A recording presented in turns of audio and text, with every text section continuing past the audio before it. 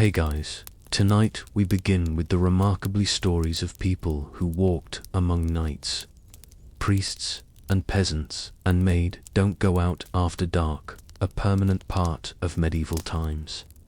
So before you get comfortable, take a moment to like the video and subscribe, but only if you genuinely enjoy what I do here.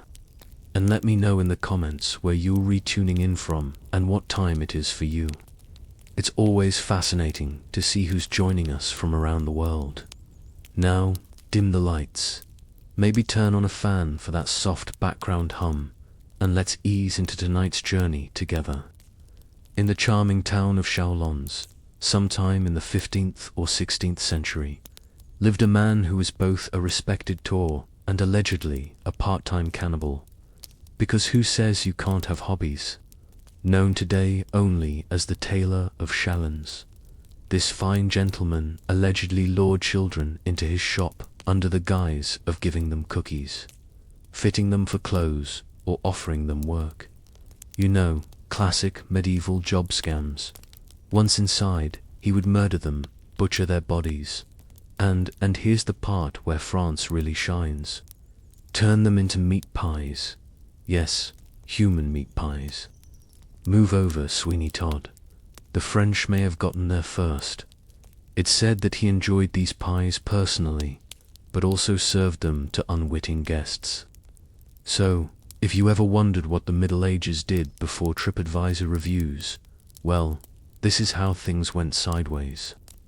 His culinary preferences went undiscovered until one particularly bold child managed to escape and sound the alarm.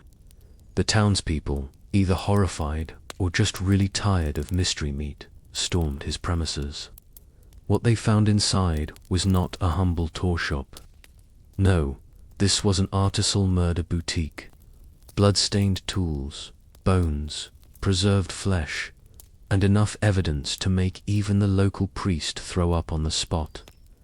He was arrested naturally, and his trial was one for the ages. When asked to defend himself, he simply admitted it. No lengthy denial, no witches made me do it, just a very medieval shrug. His sentence burned alive at the stake, as all good nightmares ended back then. Some historians argue the entire thing was a moral panic, possibly even propaganda meant to vilify minorities or heretics. But whether fact, fiction, or an exaggerated cautionary tale, the Tour of Chalons remains a symbol of how terrifyingly thin the line between respected tradesman and unsupervised serial killer could be in the Middle Ages. Moral of the story: always ask what's in the pie. And maybe don't trust a tailor who insists on doing fittings in the basement. If medieval France were a soap opera, Gilday would have been the wealthy noble who seemed charming at the feast, but definitely had a dungeon full of problems, literally.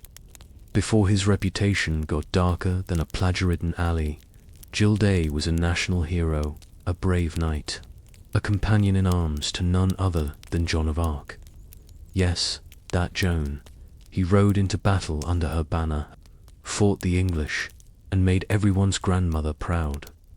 For a time, he was basically medieval France's golden boy, except with slightly more body armor and slightly fewer TikToks. Then Joan was burned at the stake. And Jess, well, Jesus went off script after retiring from military life.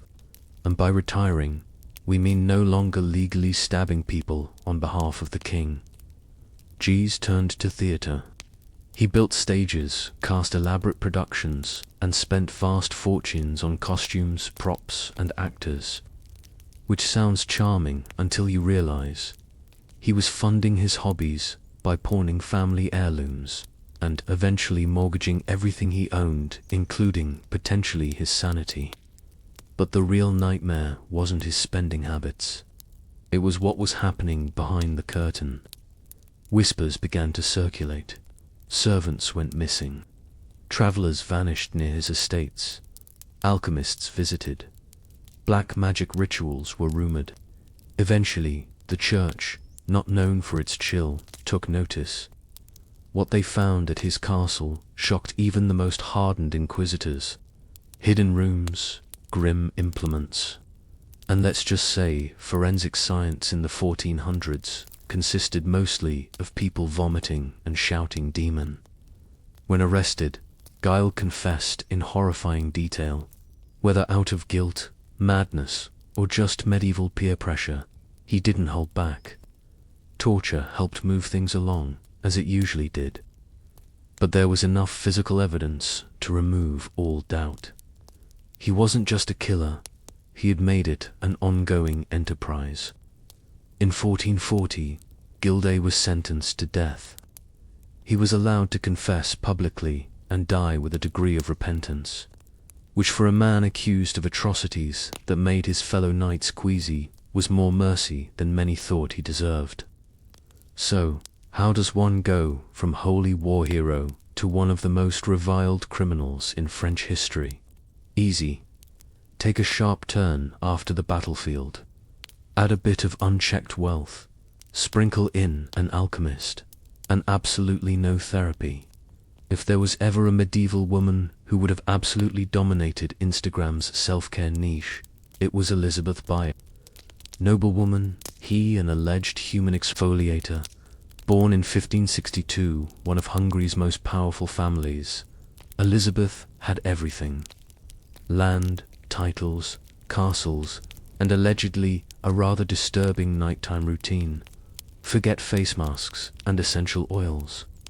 According to legend, she believed the secret to eternal youth was bathing in the blood of young village girls. You know, just like Gwyneth Paltrow, if Gwyneth took things way too literally. Of course, the truth, like most things in medieval history, is murky, full of political intrigue, missing records, and people with very suspicious motivations. Elizabeth was highly educated for a woman of her time. She spoke 4 languages, managed estates, and even defended her lands, while her husband was off being a war hero.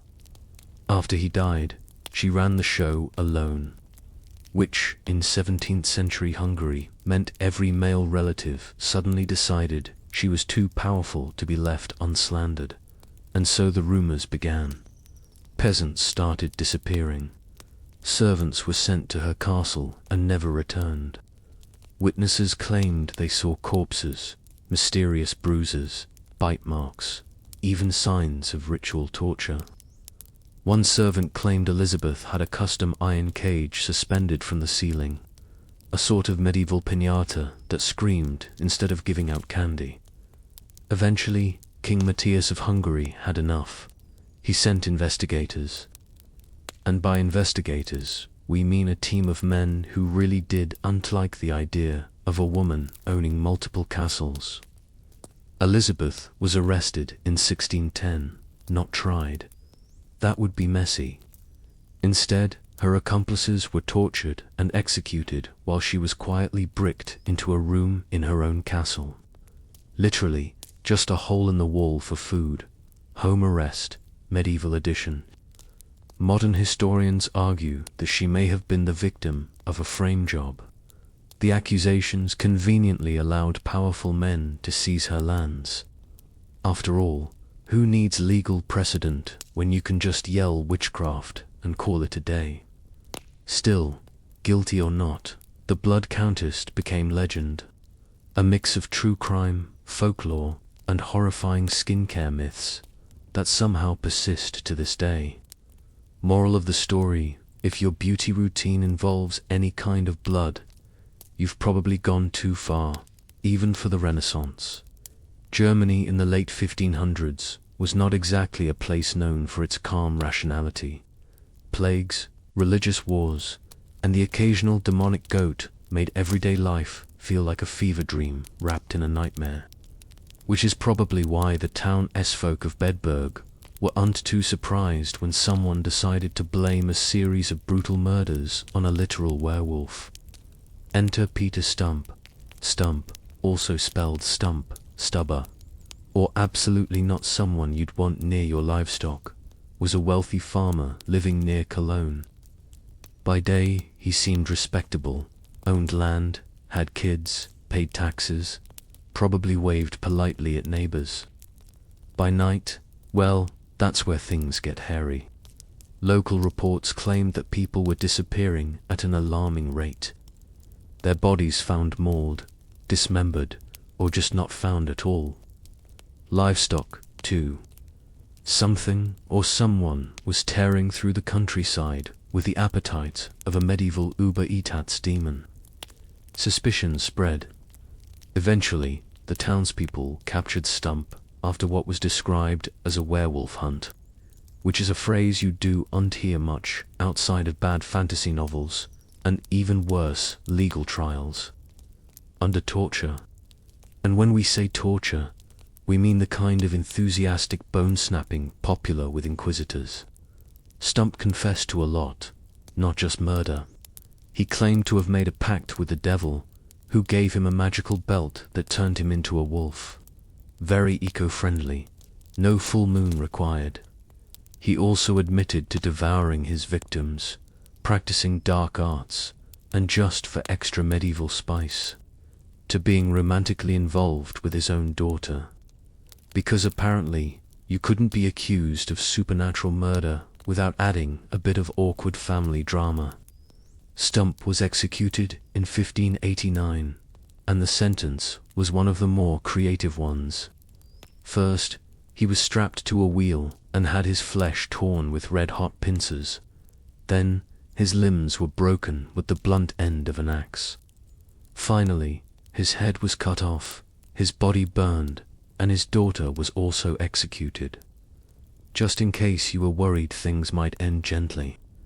To this day, historians debate whether Peter Stump was truly a monster, mentally unwell, or simply the unlucky scapegoat for a panicked, deeply superstitious society. Either way, if someone ever offers you a magical werewolf belt, maybe just stick to regular pants. Some families pass down heirlooms, others pass down recipes.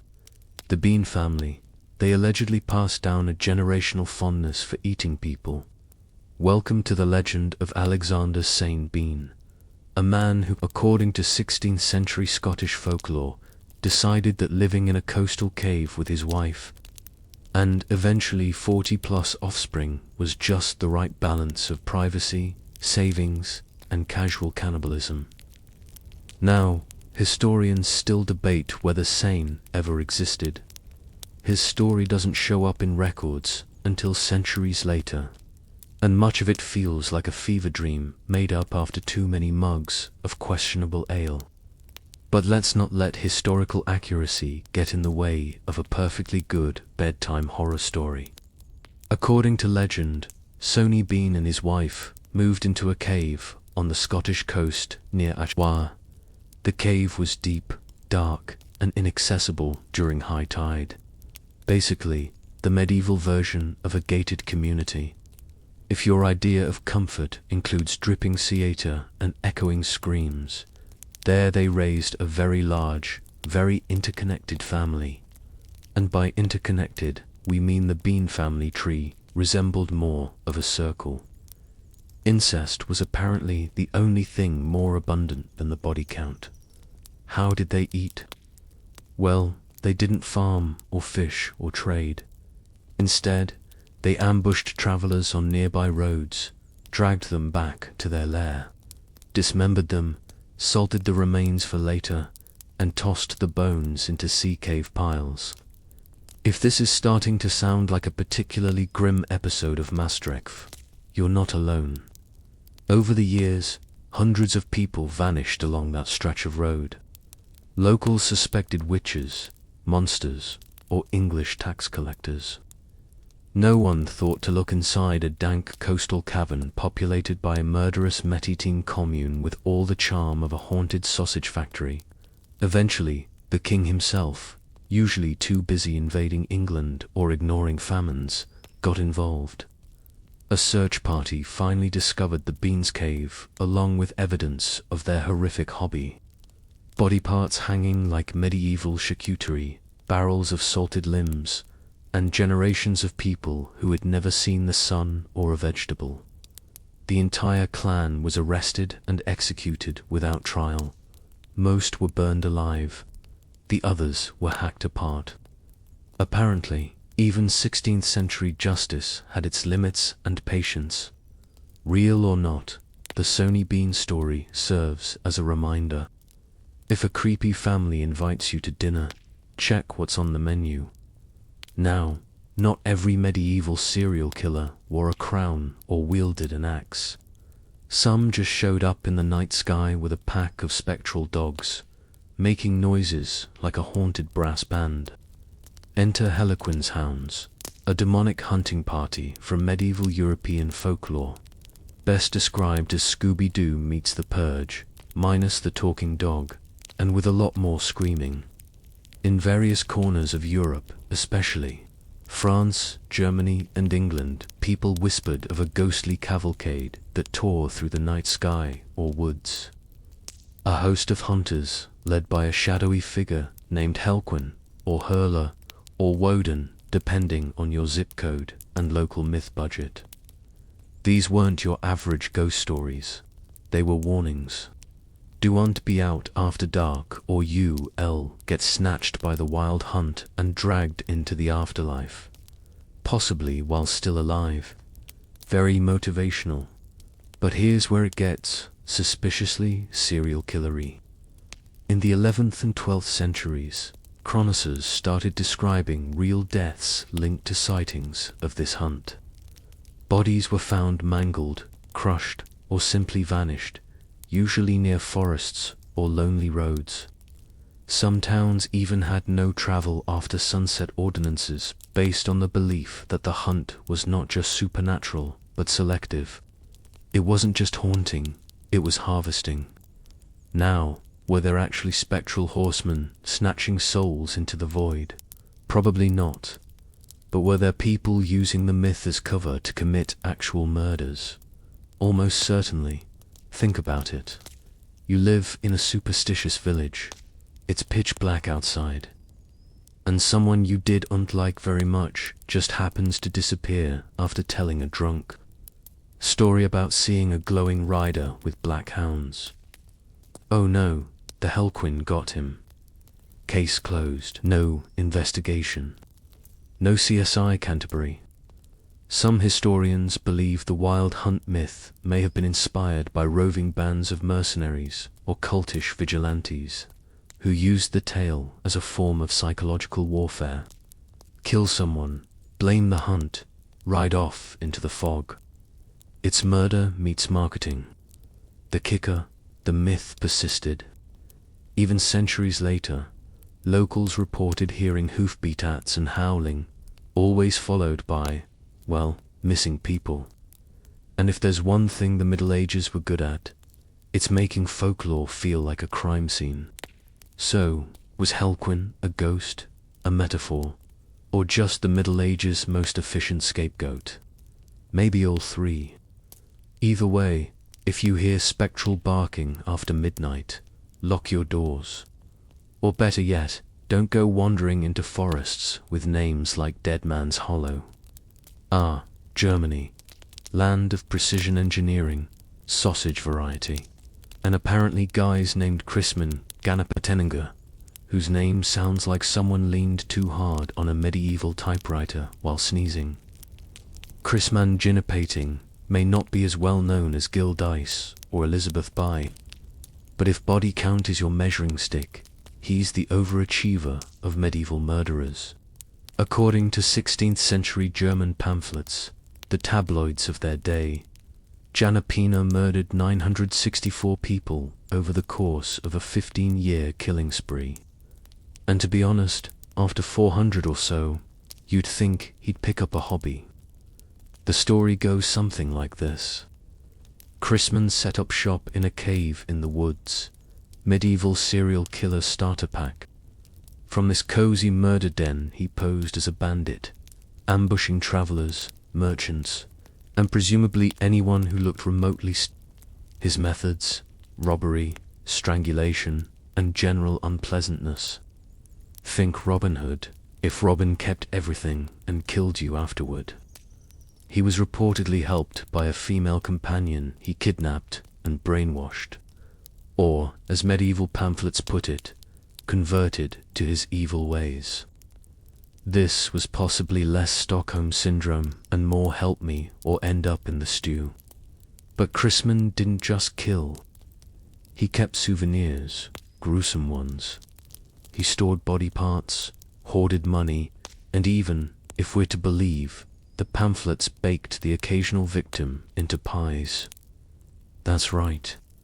Long before Sweeney Todd sang about meat-filled vengeance, Crispin was apparently serving up his version of Forrester table cuisine. Eventually, someone got wise. Authorities captured him in 1581, and the execution was, let's say, elaborate.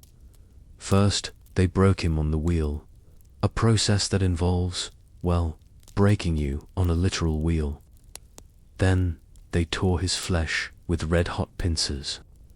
Then, they tore it again for good measure, and again because someone really hated closing ceremonies. Finally, they decapitated him.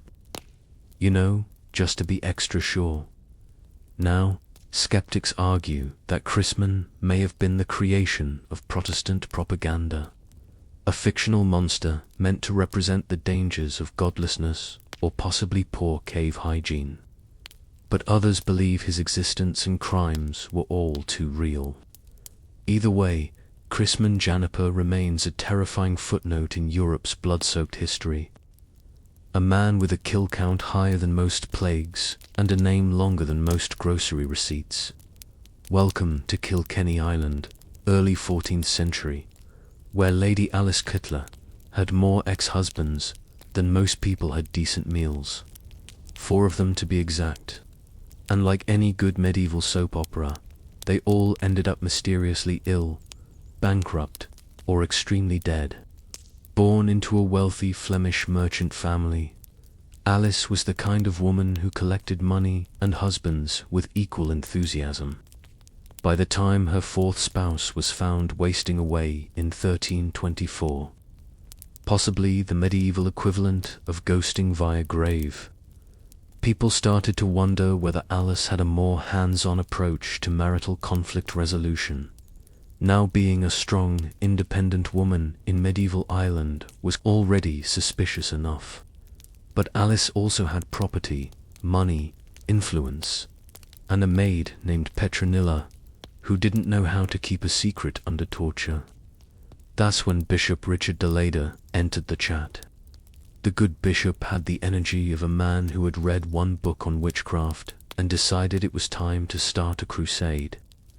He accused Alice of heresy, sorcery, demon worship, love potions, and most entertainingly, communicating with a demon named Robin Artisan, who, by the way, supposedly visited her in the form of a black, shaggy dog. That's right. Ireland's first demon-possessed serial killer may have also been a crazy dog lady. But here's the twist. Alice escaped, possibly bribed some guards, possibly rode off into the mist on the back of Robin Artisan himself. Either way, she was gone, vanished, poof. Meanwhile, poor Petronella, her maid, was left holding the cauldron and was burned at the stake for witchcraft, making her the first person in Ireland officially executed for heresy to this day. Alice Cutler's guilt remains a hot debate. Was she a clever killer hiding behind wealth and status, or the victim of misogyny, paranoia, and one bishop's very weird fanfiction? Either way, she made history as the first woman in Ireland accused of witchcraft, possibly the most infamous poisoner in the country's medieval history. And a sharp reminder that if your maid starts talking during an inquisition, it's already too late. Ah, Rome, city of popes, poets, and one teenage girl who turned parasite into something halfway sympathetic. Beatrixeni was born in 1577 to a noble Roman family that had a lot of money, a lot of power, and absolutely zero chill. Her father, Francesco Ceni, was by all accounts a gradier monster, rich, arrogant. and the kind of man who believed discipline included locking his family in castles. And allegedly far worse things that polite scripts like this only hint at. Francesco's rap sheet included violence, exploitation, and a general talent for making everyone around him fantasize about his funeral. Rome knew. The authorities knew. The Pope even knew. But because Francesco was rich and well-connected, nothing ever stuck. It's the classic Renaissance legal strategy. If the bribes fit, you must acquit. So, what's a traumatized daughter to do? Well, murder. In 1598, Beatrice, her stepmother, Lucitia, and her brother Giacomo decided enough was enough. They allegedly drugged Francesco, bashed his head in with a hammer, and just to be sure, threw him off a balcony because nothing says natural causes like blunt force trauma and a fall. Of course, this wasn't CSI, Vatican. The body was found, questions were asked, torture was applied, and soon enough, Beatrice and her family confessed. Some say the torture loosened their tongues. Others say it just confirmed what everyone in Rome had been whispering for years, that Francesco Cheney had it coming. Now, here's the part that turns tragic. Public opinion loved Beatrice. The people saw her not as a killer, but as a martyr, a young woman who had done what the courts never could. Petitions poured in. Crowds begged the Pope for mercy. The Pope said no. On September 11, 1599, Beatrice was beheaded in front of a massive crowd. The executioner reportedly held up her head, and the crowd wept because for once the killer wasn't the villain. She was the symbol of a system that protected monsters and punished their victims. If you've ever watched Game of Thrones and thought, wow, that poison plot was clever, just know the Italian women of the Renaissance were already light years ahead. These weren't just housewives with a grudge. They were professionals, artisans, chemists, entrepreneurs of death. They were the poisoners of Italy. Let's rewind to Renaissance Rome and Naples, places teeming with corrupt clergy, lusty nobility, and arranged marriages where, till death do us part, was often taken as a suggestion. Here, in the shadows of palaces and convents, a quiet trade emerged. The manufacturing and discreet distribution of aquatofana, a colorless, tasteless, and beautifully lethal liquid. Just a few drops in your husband's soup, and voila, he's off to meet the saints. Leading this movement was a woman named Giulia Tofana, often credited or blamed with perfecting this little murder elixir. Sold under the guise of cosmetic products, because of course it was. Aquatifana came in vials, labeled as facial lotion or holy water of St. Nicholas. Subtle, no, but here's the real kicker. This wasn't just a one-woman operation. No, Giulia had help. Lots of it. Female apothecaries, widows, midwives, and even nuns allegedly became part of a shadowy network that served dissatisfied wives looking to edit their marital contracts permanently. It wasn't so much a guild as it was a sorority for strategic life reorganization. If you're wondering why authorities didn't shut this down sooner, well, it's hard to prove murder when the cause of death looks exactly like natural wasting. And with so many high-ranking clients, the local courts were often more interested in staying alive than dispensing justice. Eventually, though, whispers turned into confessions. Giulia was arrested and after some enthusiastic questioning allegedly admitted to helping poison over 600 men. Others placed the number far lower, suggesting legend inflated the scale. Either way, the fallout was massive. Executions followed. The streets of Rome were briefly cleaner and aquatofana banned. Well, publicly at least. So, next time you hear about medieval guilds, Don't just think blacksmiths or tailor. Think of a quiet back room, a whispered name, and a tiny glass vial of destiny. You know the type. Stern face, iron will, possibly allergic to smiling. Every medieval town had one. That one church official who insisted their harshness was simply discipline. But sometimes discipline looks suspiciously like serial murder, and that's where Bishop Hattow of M steps in. Or rather slinks in with a crozier in one hand, and what we can only assume was a poison checklist in the other. Let's start with the basics. Hattow was a 10th century bishop who ruled over the region of Mainz in what's now Germany. A man of the cloth, yes, but that cloth may have been bloodstained, allegedly, depending on whom you ask. Hattow was either a hard-working administrator or the kind of clergyman who skipped straight to the fire and brimstone part of the Bible. He's best remembered for an infamous tale that sounds suspiciously like medieval propaganda, but honestly, it's too horrifying not to include. During a brutal famine, the peasants of Hattow's region came begging for food. Bishop Hattow, ever the humble servant of the Lord, welcomed them into a barn and then locked the doors and then set the barn on fire. Legend has it he declared, "These are no men, they are rats." As the flames took hold, you know, normal bishop stuff, but karma in medieval legend comes with teeth. According to folklore, a swarm of actual rats descended upon Hattow, chased him to his tower on the Rhine, and ate him alive.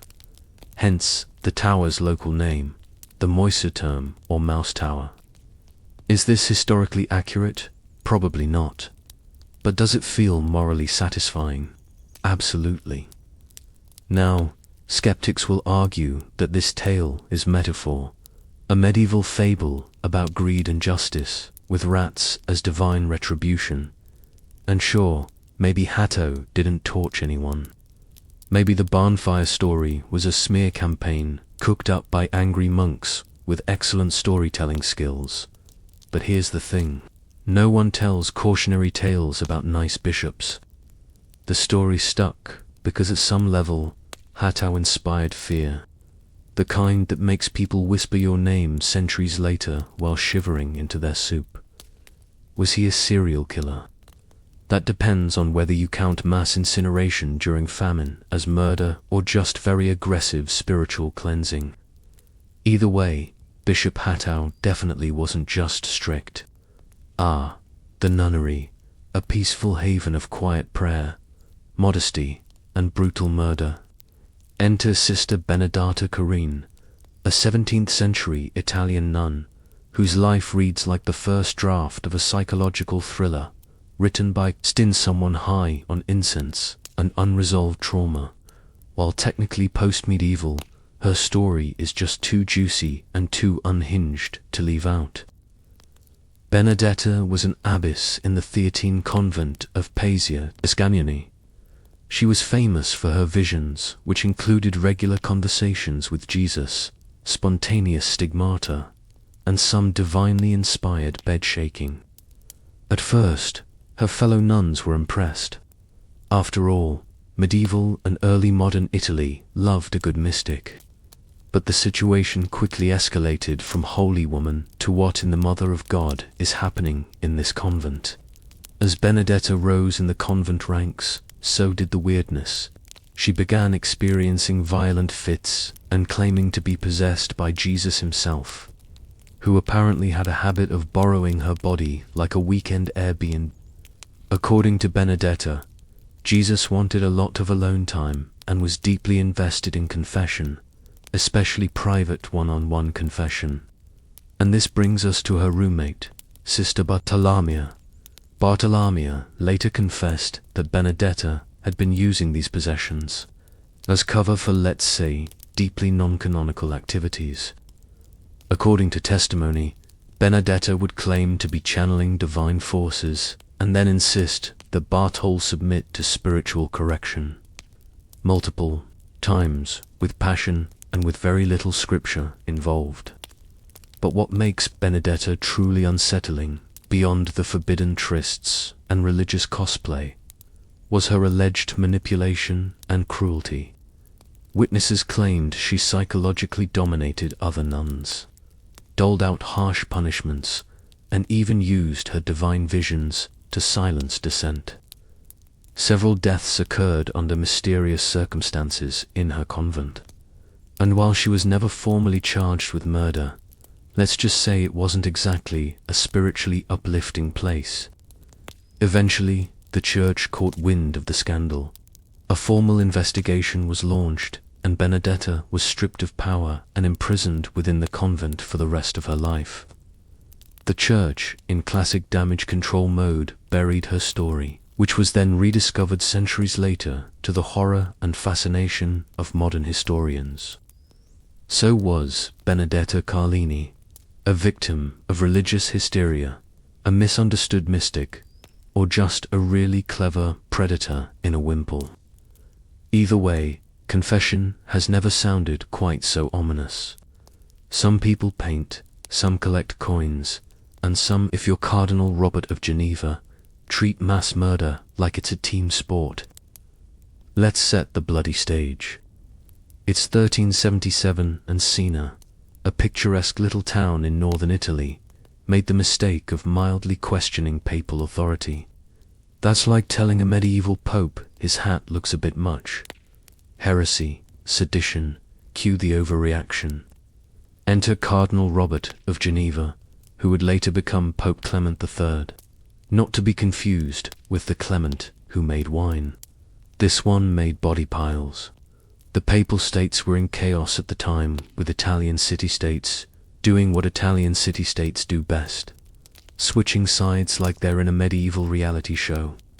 Siena had revolted, or maybe sneezed the wrong way, and the church decided to make an example out of them. And by example, we mean war crime. Cardinal Robert, accompanied by John Hawkwood, a charming English mercenary who never met a paycheck he didn't like, marched into Siena with a bunch of French and Breton troops. The town had already surrendered under peaceful terms, thinking things were sorted. Classic mistake. Once inside, the army began a 3-day massacre.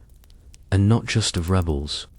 We're talking civilians, priests, old men, and anyone who couldn't outrun a guy with a sword and poor impulse control. Between 2,000 and 5,000 people were slaughtered. That's not a cleansing.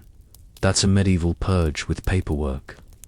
Robert later defended himself by claiming the massacre was necessary to restore order. You know, in the same way using a flamethrower on a fly is technically pest control. So, was he a serial killer? Technically, no. He didn't stalk individual victims. He wasn't doing it for pleasure. But here's the twist. He did it more than once. Siena wasn't an isolated case of oops, too much smiting. Robert had a pattern of solving problems with fire, blades, and mass panic, and he got promoted for it. He became an anti-pope, which is like a regular pope, but with more political drama and significantly worse Yelp reviews. Robert of Geneva earned the nickname the Butcher of Siena, not by his enemies, but by the people chronicling the event. When your historical nickname sounds like it belongs on a deli sign, but involves thousands of corpses, you've probably crossed a line. Moral of the story, never trust a cardinal with a sword and something to prove. Grave robbing in medieval Europe was, believe it or not, the booming cottage industry. While modern people might complain about student loans or housing prices, medieval peasants had slightly different side hustles, like looting fresh graves, selling teeth, and occasionally misplacing the definition of deceased. Welcome to the cheerful tale of the resurrection men, not to be confused with literal resurrection, which they were not qualified for, though they often gave it a go anyway. These weren't your standard post-burial grave robbers. No, this gang specialized in pre-burial withdrawals. Let's focus on one case from 14th century Bohemia, where a particular band of gravediggers, opportunists, developed a habit of helping people pass on before they actually had. In other words, if someone looked a bit pale, a bit limp, or, heaven forbid, merely. Benedetta was an abbess in the Theatine convent of Pasia, Tuscany. She was famous for her visions, which included regular conversations with Jesus, spontaneous stigmata, and some divinely inspired bed-shaking. At first, her fellow nuns were impressed. After all, medieval and early modern Italy loved a good mystic. But the situation quickly escalated from holy woman to what in the Mother of God is happening in this convent. As Benedetta rose in the convent ranks, so did the weirdness. She began experiencing violent fits and claiming to be possessed by Jesus himself, who apparently had a habit of borrowing her body like a weekend Airbnb. According to Benedetta, Jesus wanted a lot of alone time and was deeply invested in confession, especially private one-on-one confession. And this brings us to her roommate, Sister Bartolomea. Bartolomea later confessed that Benedetta had been using these possessions as cover for, let's say, deeply non-canonical activities. According to testimony, Benedetta would claim to be channeling divine forces and then insist that Bartol submit to spiritual correction multiple times with passion and with very little scripture involved. But what makes Benedetta truly unsettling, beyond the forbidden trysts and religious cosplay, was her alleged manipulation and cruelty. Witnesses claimed she psychologically dominated other nuns, doled out harsh punishments, and even used her divine visions to silence dissent. Several deaths occurred under mysterious circumstances in her convent. And while she was never formally charged with murder, let's just say it wasn't exactly a spiritually uplifting place. Eventually, the church caught wind of the scandal. A formal investigation was launched, and Benedetta was stripped of power and imprisoned within the convent for the rest of her life. The church, in classic damage control mode, buried her story, which was then rediscovered centuries later to the horror and fascination of modern historians. So was Benedetta Carlini, a victim of religious hysteria, a misunderstood mystic, or just a really clever predator in a wimple. Either way, confession has never sounded quite so ominous. Some people paint, some collect coins, and some, if you're Cardinal Robert of Geneva, treat mass murder like it's a team sport. Let's set the bloody stage. It's 1377, and Siena, a picturesque little town in northern Italy, made the mistake of mildly questioning papal authority. That's like telling a medieval pope his hat looks a bit much. Heresy, sedition, cue the overreaction. Enter Cardinal Robert of Geneva, who would later become Pope Clement III. Not to be confused with the Clement who made wine. This one made body piles. The papal states were in chaos at the time, with Italian city-states doing what Italian city-states do best, switching sides like they're in a medieval reality show. Siena had revolted, or maybe sneezed the wrong way, and the church decided to make an example out of them.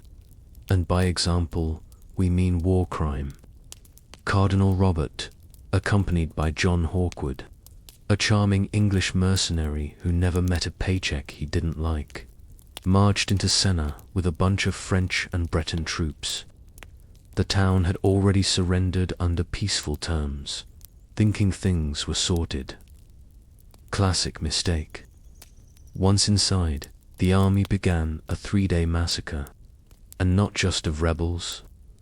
We're talking civilians, priests, old men, and anyone who couldn't outrun a guy with a sword and poor impulse control. Between 2,000 and 5,000 people were slaughtered. That's not a cleansing. That's a medieval purge with paperwork. Robert later defended himself by claiming the massacre was necessary to restore order.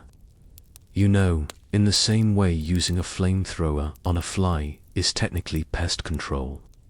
So, was he a serial killer? Technically, no. He didn't stalk individual victims. He wasn't doing it for pleasure. But here's the twist. He did it more than once. Senna wasn't an isolated case of oops, too much smiting. Robert had a pattern of solving problems with fire, blades, and mass panic. And he got promoted for it. He became an anti-pope, which is like a regular pope, but with more political drama and significantly worse Yelp reviews. Robert of Geneva earned the nickname the Butcher of Senna, not by his enemies, but by the people chronicling the event. When your historical nickname sounds like it belongs on a deli sign, but involves thousands of corpses, you've probably crossed a line. Moral of the story: never trust a cardinal with a sword and something to prove. Grave robbing in medieval Europe was, believe it or not, the booming cottage industry. While modern people might complain about student loans or housing prices, medieval peasants had slightly different side hustles, like looting fresh graves, selling teeth, and occasionally misplacing the definition of deceased. Welcome to the cheerful tale of the resurrection men, not to be confused with literal resurrection, which they were not qualified for, though they often gave it a go anyway.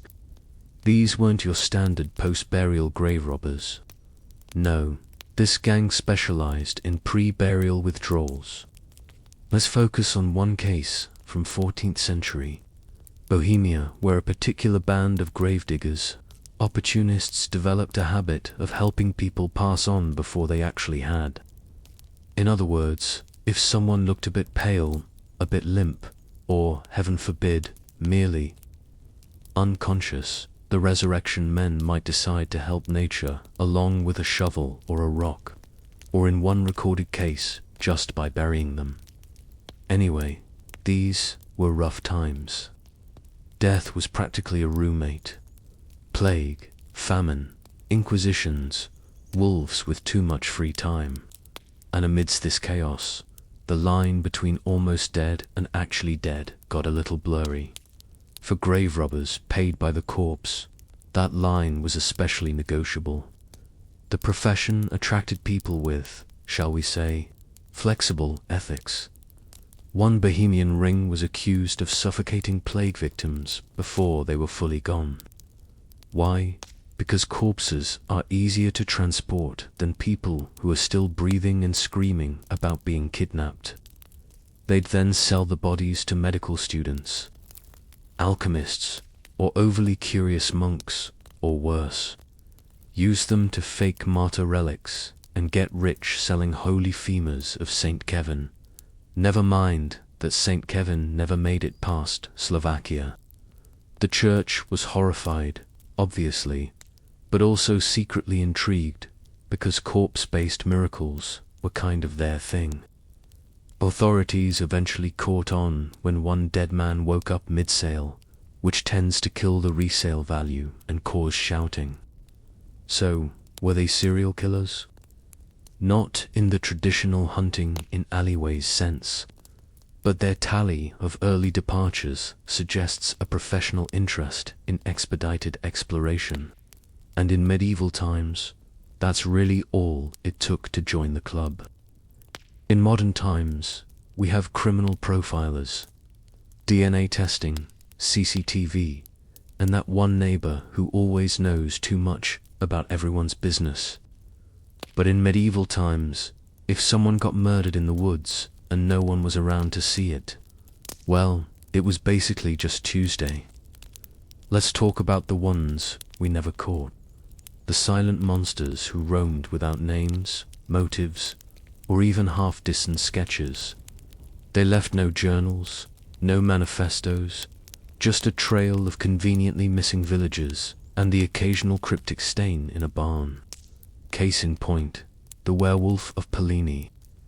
In 1521, France, yes, we're fudging the medieval cutoff by about 20 years. But trust me, nobody had updated their ethics software yet. Villagers were found ripped apart, not stabbed, not beaten, torn. Naturally, this led to the only logical explanation: werewolves. 3 men were eventually arrested and confessed. But if you've ever tried saying, "I'm not a werewolf," while being mildly waterboarded with wine and guilt, you'll understand why confessions in medieval Europe aren't exactly reliable. Then there's the Crossroads Killer in Eastern Europe. A series of unsolved disappearances near merchant routes between Poland and Rathnia. Bodies, when found, were often mutilated and dumped near crossroads, a traditional dumping ground for anything unholy, including old boots, pagan idols, and apparently serial killers' leftovers. The crimes were blamed on everything from highwaymen to witches to demonic woodcutters. The real killer we'll never know. Let's not forget the monastery murders of Devon circa 1304, for monks disappeared over a single winter. Locals blamed wolves. Wolves, for their part, issued a formal denial. A 5th monk survived and was found naked, muttering about the one in the red hood. No culprit, no trial, just lots of awkward silence and hastily rewritten abbey records. These phantom killers had several advantages. 1. They lived in an era where death was expected. 2 witnesses could be bribed with a chicken and some fear of hell. And 3. No fingerprints, no forensics, and definitely no podcasts about their crimes. So, when we talk about the most notorious medieval serial killers, spare a thought for the ones who never made it into the annals, not because they weren't brutal, but because they were just that good at staying in the shadows. Elila Nina was born in 1122, into a world that would soon feel her presence like a storm breaking over calm seas. She was the daughter of William I 10th, Duke of Aquitaine and Anna d'Ach, and from her earliest years, she absorbed the culture and grandeur of one of Europe's richest duchies. Aquitaine was not some backwater county. It was a land of abundance, where vineyards spilled over rolling hills. Tweeders sang of love and valor, and courts buzzed with poetry and music. Unlike the rigid and often northern kingdoms, the south of France lived with passion, style, and an almost Mediterranean flair. It was into this environment that Elenina was raised, and it would shape her worldview for the rest of her long life. Tragedy struck early, however. In 1137, her father died suddenly while on pilgrimage, leaving the 15-year-old Elenina not just an orphan, but also the undisputed Duchess of Aquitaine. With this inheritance, she instantly became the most sought-after prize in Europe. Her land stretched from the Lire River down to the Pyrenees, a domain larger and wealthier than even the holdings of the French crown itself. Every ambitious nobleman dreamed of securing her hand, and with it the authority over Aquitaine's people, trade, and castles. But Elenina was not a passive prize to be claimed. Even as a teenager, she carried herself with the confidence of someone who knew she was born to rule. Chroniclers describe her as intelligent, charismatic, and strikingly beautiful, though her true power lay not in her looks, but in her keen mind and political instinct. She had been educated in literature, music, and governance, making her far more prepared to wield power than many men twice her age. It did not take long for the King of France, Louis V, 6th, to recognize that such a duchess could not be left vulnerable to rival suitors. He swiftly arranged for Eleanor to marry his son and heir, the young Louis VII. Within months of her father's death, Eleanor was escorted north, surrounded by an armed guard to ensure her safety. The girl from the cultured courts of Aquitaine was about to enter a harsher, colder world. The throne of France, Ella of Aquitaine, had begun. Her journey not as a quiet bride, but as a ruler in her own right, and she was only just getting started. At just 15, Ella was thrust into a new role, Queen of France. Her marriage to Louis VII in 1137 was not the union of equals she might have imagined. It was a collision of two very different worlds. Louis, raised in a cloistered pious environment, had once been destined for the church before the unexpected death of his older brother made him heir to the throne. He carried into marriage amongst austerity, preferring prayer and ritual over laughter and feasting. Ella, by contrast, embodied the spirit of Aquitaine, vibrant, confident, and steeped in a culture that prized art, music, and poetry. Their union was less a meeting of hearts than a merger of political necessity. Paris, where Ella was now expected to rule beside her husband, felt bleak and cold compared to the warm, cultured south she had left behind. The French court was dominated by rigid traditions and suspicious courtiers, many of whom viewed Ellana's independence as dangerous. They whispered about her boldness, her fashionable clothes, and her insistence on bringing traders and poets into the royal household. To the conservative elite, she was too outspoken, too flamboyant, too much. Yet Eleanor refused to shrink herself. She infused Paris with Aquitaine's love of refinement, commissioning music and literature, and setting the stage for what would later evolve into the ideals of courtly love. Still, her marriage with Louis quickly revealed its cracks. He was cautious, often indecisive, and more interested in spiritual matters than political maneuvering. Ella, on the other hand, had been raised to govern and expected to be heard. Her sharp tongue and unflinching honesty frequently clashed with Louis's timidity. She mocked his hesitations while he bristled at her ambition. Their differences, far from complementing one another, grew into sources of tension.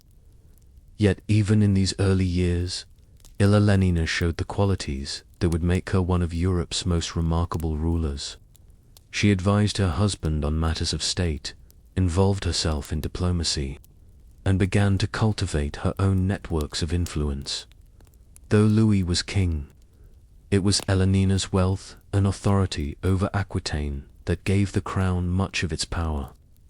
Without her, the French monarchy would have been far weaker. By the time the call for the Second Crusade sounded, Ella was not just Queen of France. She was a woman determined to prove that she was more than a decorative consort. She was ready to take her ambitions onto the world stage. In 1147, the call went out across Christendom. The Second Crusade had begun. The fall of Edessa, two Muslim forces shocked Europe, and Pope Eugenius III rallied the faithful to reclaim the Holy Land. Louis VII, eager to prove himself as a devout Christian king, quickly took up the cross. But what shocked contemporaries was Ellana's decision. She too vowed to go east, not as a passive queen, but as a leader in her own right. Her choice was bold, even scandalous. Few women of her rank joined crusades, and even fewer did so with the determination to lead their own vassals. Ella summoned knights from Aquitaine, many loyal more to her than to her husband, and announced she would accompany them to the Holy Land. Chroniclers record the shock of the French nobility. Here was a queen not content to wait in Paris, but demanding a sword-bearing role in the most sacred war of the age. As the armies marched, Eleanor became a figure of fascination.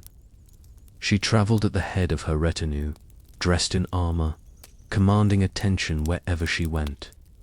Traders would later romanticize her presence, claiming she embodied the very ideals of chivalry and courtly love. Yet her involvement also sowed discord. Louis, already insecure about his authority, found himself overshadowed by his wife's charisma and decisiveness.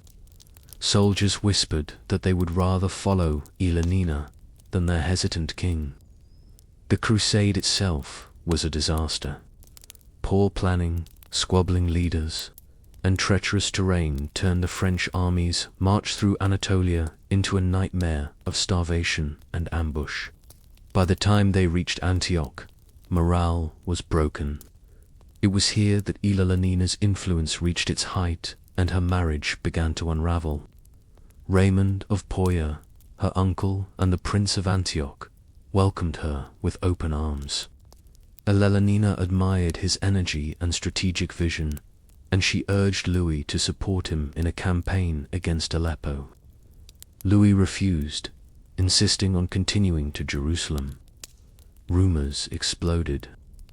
Chroniclers suggested Ilanina and Raymond were too close, perhaps even lovers.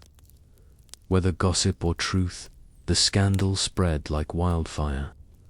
Louis, humiliated, ordered Ilanina to leave Antioch with him by force.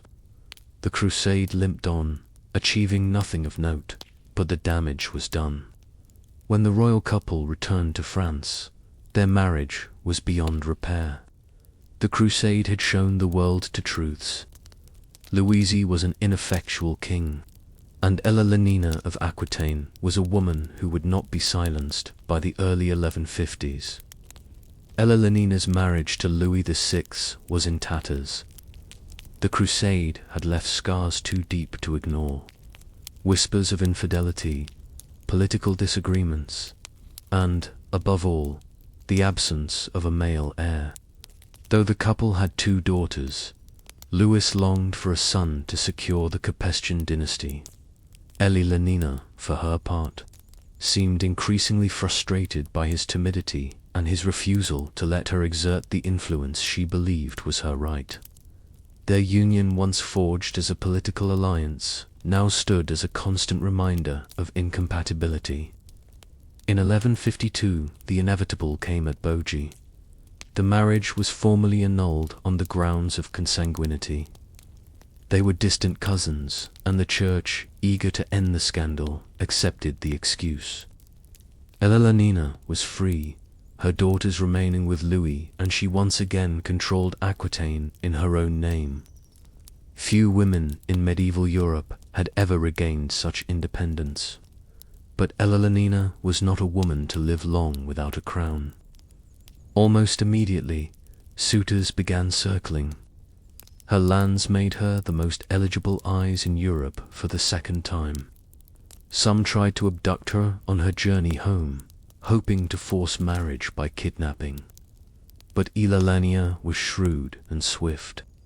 Within weeks of her annulment, she struck a daring alliance. She married Henry of Anjou, the fiery, ambitious duke nearly 12 years her junior. Their wedding was sudden, bypassing the need for French royal approval, and it shocked the courts of Europe. This was no ordinary match. Henry was not only the Duke of Normandy and Count of Anjou, he was also in line to inherit the English throne.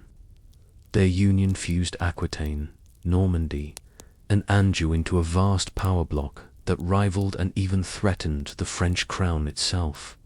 When Henry became King of England in 1154, Ilanina was once again a queen, but this time not of a single kingdom. She was queen consort of an empire stretching from the Scottish borders to the Pyrenees.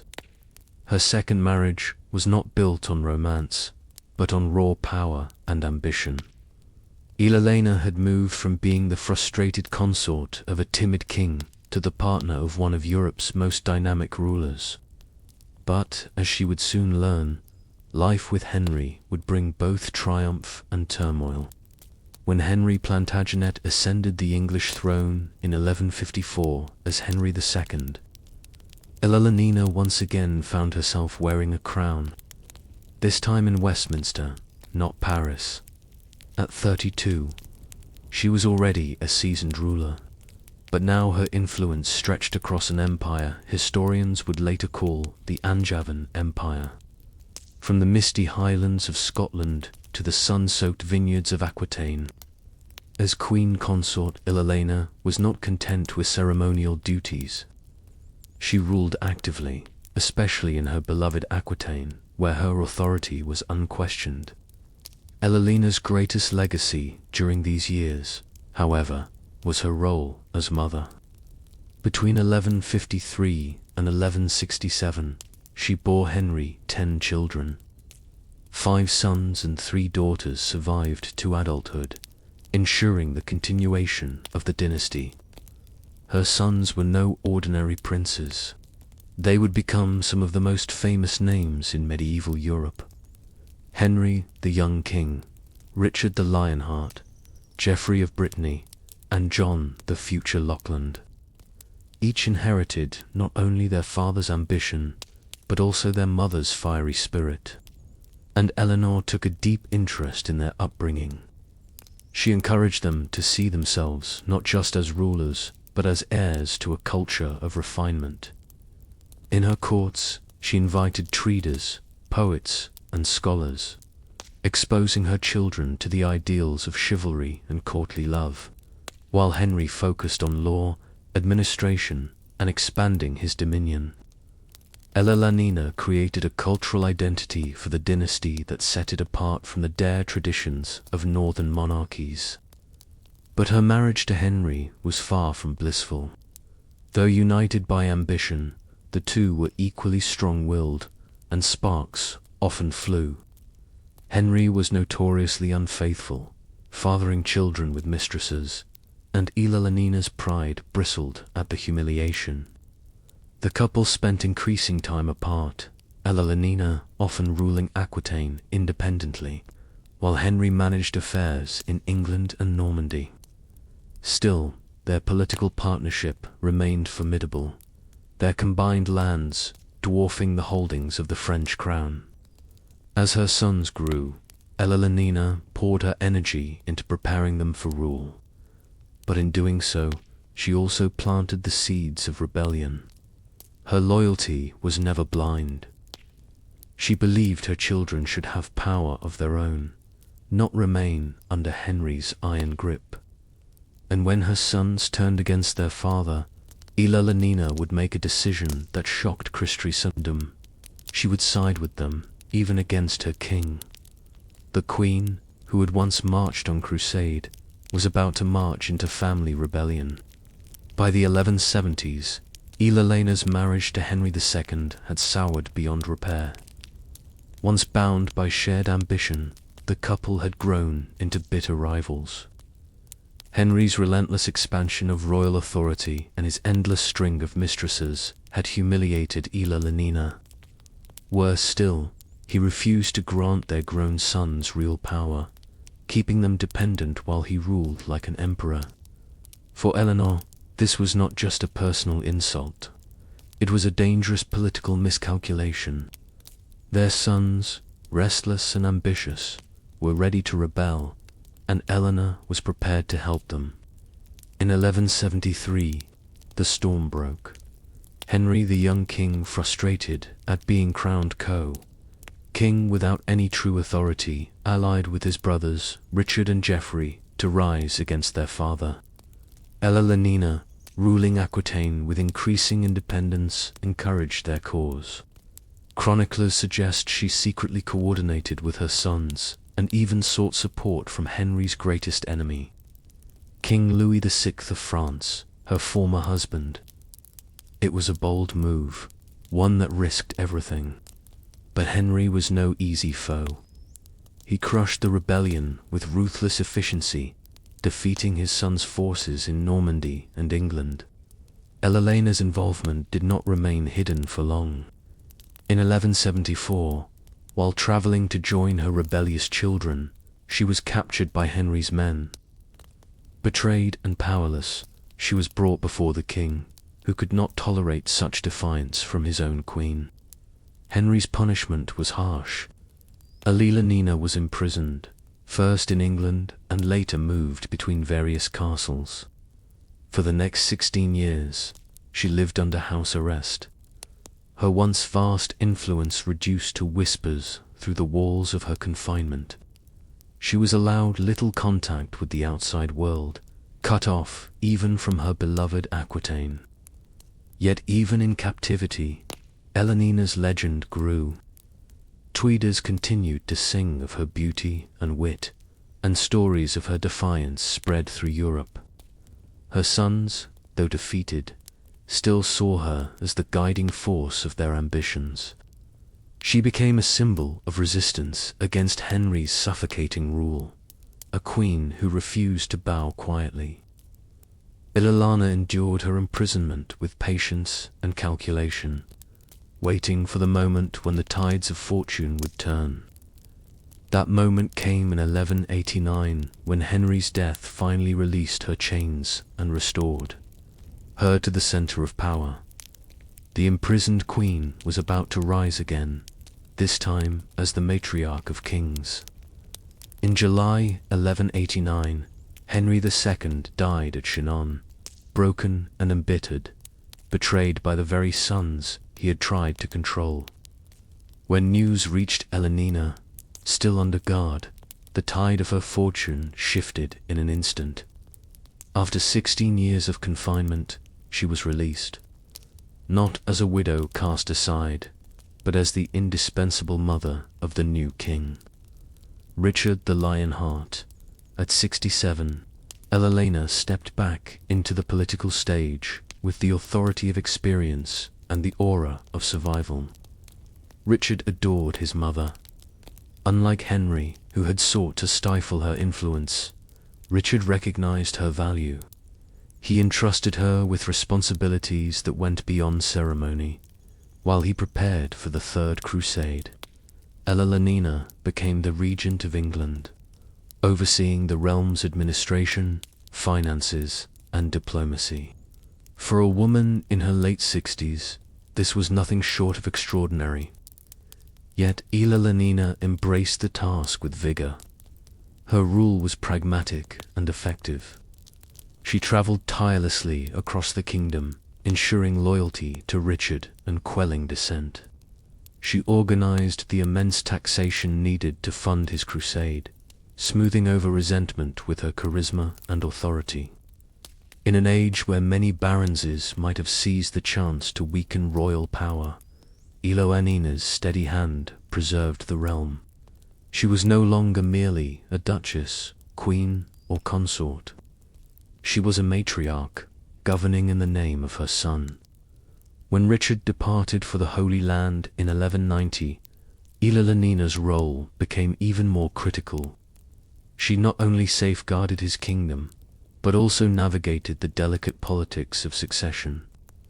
With Richard gone, whispers swirled about his younger brother, John, ambitious, impatient, and eager to claim power.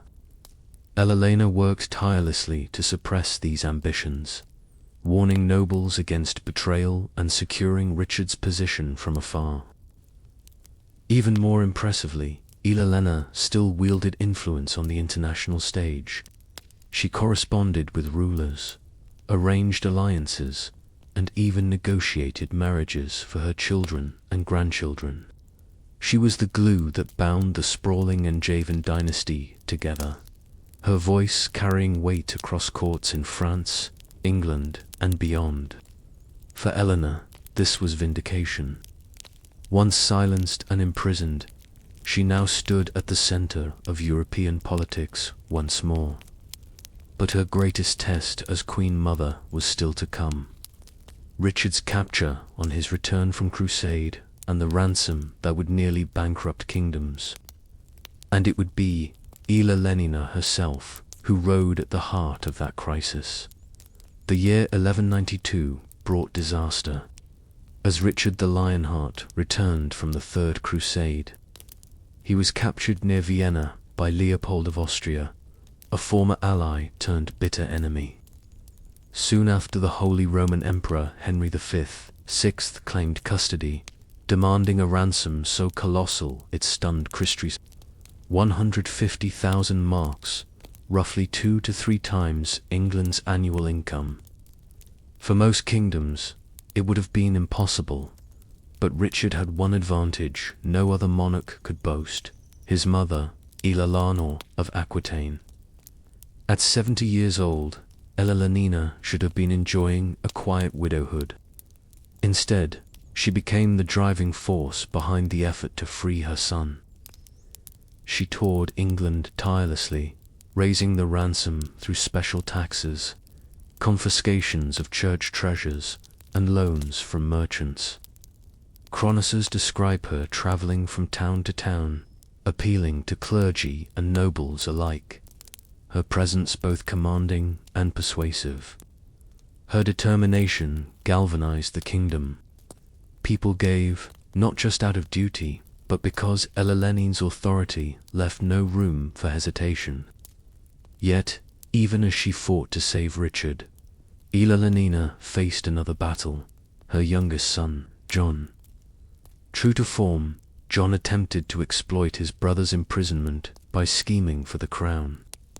He allied with Philip Augustus of France, Richard's longtime rival, and plotted to seize control of England.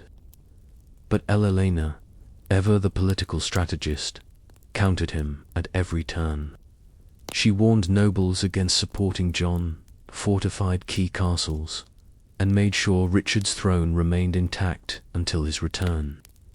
In 1194, after 2 years of relentless effort, Eleanor traveled personally to Germany to deliver the final ransom payment.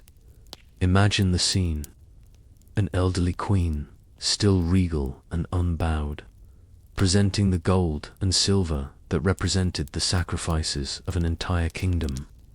When Richard was finally freed, it was Eleanor who accompanied him back, her presence a symbol that even kings owed their crowns to her resolve. Richard's release was Eleanor's greatest triumph, but also her last great act for him. Within 5 years, he would die from a wound in battle, leaving the crown to John, the very son she had spent so much time restraining. Now, in her twilight years, Eleanor would face her final challenge: guiding a flawed king and ensuring the survival of the dynasty she had sacrificed so much to build. By the late 1190s, Eleanor of Aquitaine was well into her 70s, an age that few medieval women ever saw, let alone while still wielding power. The death of Richard the Lionheart in 1199 was a devastating blow. He had been her favored son, the one who trusted her wisdom and respected her authority. His death left the crown in the hands of her youngest child, John, a man whose flaws were as legendary as his lineage. Eleanor, though weary, stepped once more into the fray to secure the throne for him. John's succession was contested. Arthur of Brittany, the son of Eleanor's deceased son, Geoffrey, had a strong claim and the support of many in France. Eleanor, however, was determined to see John crowned. She travelled to Aquitaine, rallying her vassals and fortifying her duchy in his name. In her late 70s, she endured sieges, negotiated with nobles, and displayed the same resilience she had shown as a young duchess. Chroniclers marvelled at her stamina. This was no queen mother content to fade quietly into the background.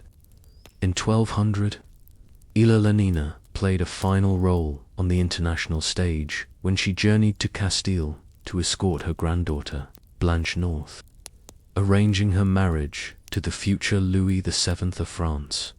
Even at nearly 8, she rode across the Pyrenees, managing delicate diplomacy with the skill of a veteran stateswoman. Her efforts not only strengthened dynastic ties, but also cemented her role as a linchpin of European politics.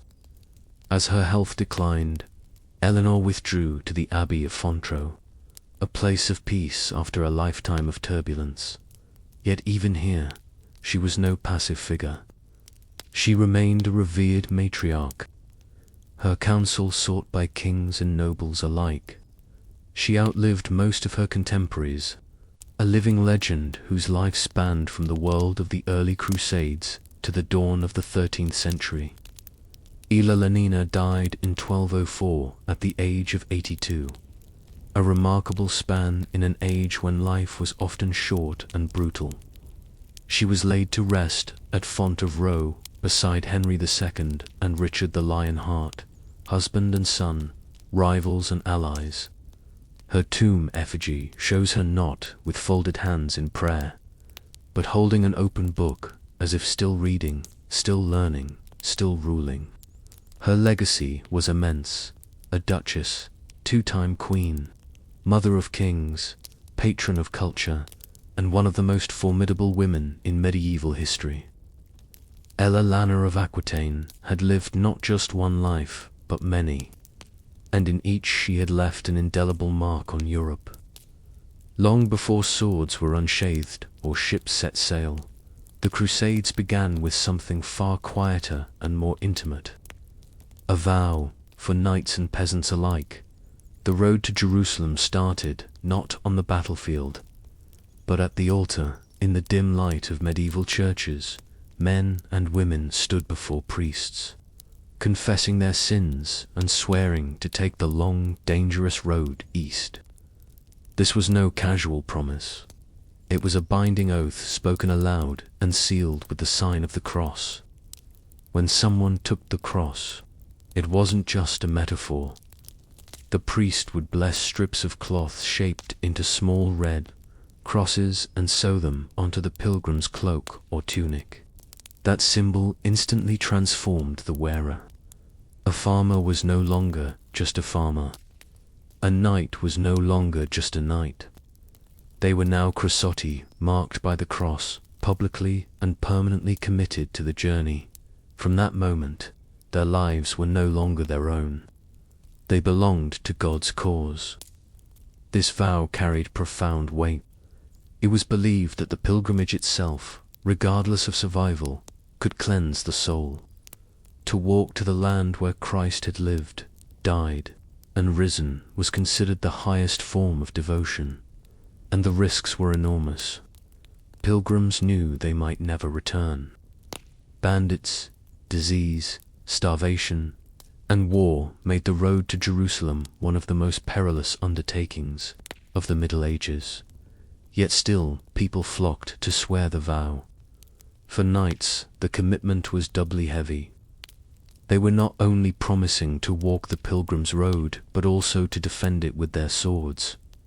The crusade was framed as both journey and war, a march of penance that would end if God W it with the liberation of the Holy Sepulchre. For commoners, the vow often meant abandoning farms, families, and entire livelihoods. To take the cross was to embrace uncertainty, trusting that heaven itself was watching. This act of devotion was deeply public. Families wept as fathers, sons, and daughters donned the cross, knowing the journey might claim their lives. But there was pride, too. In towns across Europe, pilgrims became walking symbols of faith, marked by the simple red cloth that told the world they were bound for Jerusalem. The Crusades then began, not in blood, but in faith. Each campaign fueled first by the whispered words of a vow and the quiet courage it demanded. Once the vow was taken, the pilgrim's journey was sanctified with blessings and promises. The Church understood that no one would leave hearth and home, risk life and fortune without powerful spiritual incentives. And so indulgences became the heartbeat of Crusader culture. Popes, bishops, and priests proclaimed that those who marched east were not merely travelers, but soldiers of Christ. To them was offered what no earthly treasure could rival: remission of sins. For many medieval Christians, burdened by the constant fear of damnation, this was salvation wrapped in parchment and seal. Urban II's fiery call in 1095 at Clermont had made it clear: whoever goes to Jerusalem, if only out of devotion, shall have immediate remission of sins. These words echoed across Europe, binding spiritual reward to physical journey. The blessings came in layers. Before departing, crusaders received mass and holy rites, often kneeling barefoot before bishops as prayers were said for their safe travel. Some carried with them relics, small fragments of saints' bones, bits of cloth, or even soil from holy sites believed to grant divine protection. Priests sprinkled pilgrims with holy water and gave them tokens of faith, assuring them that every mile walked was counted in heaven's ledger. But indulgences were more than abstract promises. They shaped the psychology of the Crusaders. For the poor peasant, it meant escape from the weight of everyday sin, for the night often stained with the blood of battles and feuds. It offered a chance at redemption. The church preached that fighting in the East could cleanse the guilt of killing, because this time the sword was raised in God's service. To die on the road to Jerusalem was not failure, but martyrdom, a ticket to paradise. These spiritual rewards gave the crusade its unique identity. Unlike a simple pilgrimage where one sought personal salvation, the crusade combined penance with military duty. Each prayer before departure, each blessing, and each indulgence transformed the dangerous journey into a sacred mission. Even the hardships ahead, hunger, thirst, wounds, were reframed as part of the pilgrim's penance. In the eyes of those who swore the vow, the road was not paved with despair, but with hope. Every blister, every drop of sweat, every heartbeat under the burning sun was a step toward cleansing the soul. In Crusader culture, blessings and indulgences weren't just comforts. They were the very fuel that kept men and women marching toward the distant, shimmering promise of Jerusalem. Once the vow was sworn and indulgences secured, the reality of pilgrimage began, the road itself. Reaching the Holy Land was no short stroll. It was a trek across continents, rivers, mountains, and deserts. Pilgrims and crusaders had two main choices, by land or by sea. Each path carried its own perils. The overland route wound through the heart of Europe, across the Alps, and down through Hungary, the Balkans, and Byzantine territory. It was a march that could take months, even a year. Entire villages seemed to uproot themselves as peasants, priests, and knights joined the throngs heading east. Chroniclers describe endless processions of wagons creaking along muddy tracks, women carrying children, and priests leading hymns to keep spirits high. Yet the road was also dangerous. Robbers preyed on the weak. Supplies often ran short, and local lords sometimes resented the flood of strangers trampling through their lands. The sea route promised swifter passage. Pilgrims boarded ships in Italian ports like Venice, Genoa, or Bari, sailing toward Constantinople or directly to the Levant. But the Mediterranean was no gentle highway. Storms could sink entire fleets while disease spread like wildfire in the cramped, filthy holds of medieval ships. Many who set sail never saw land again, their bones claimed by the sea. Travel was penance in itself. Food was scarce, often little more than hard bread and thin stew. Fresh water was a luxury. Disease, dysentery, fevers, plague stalked the camps where thousands gathered each night.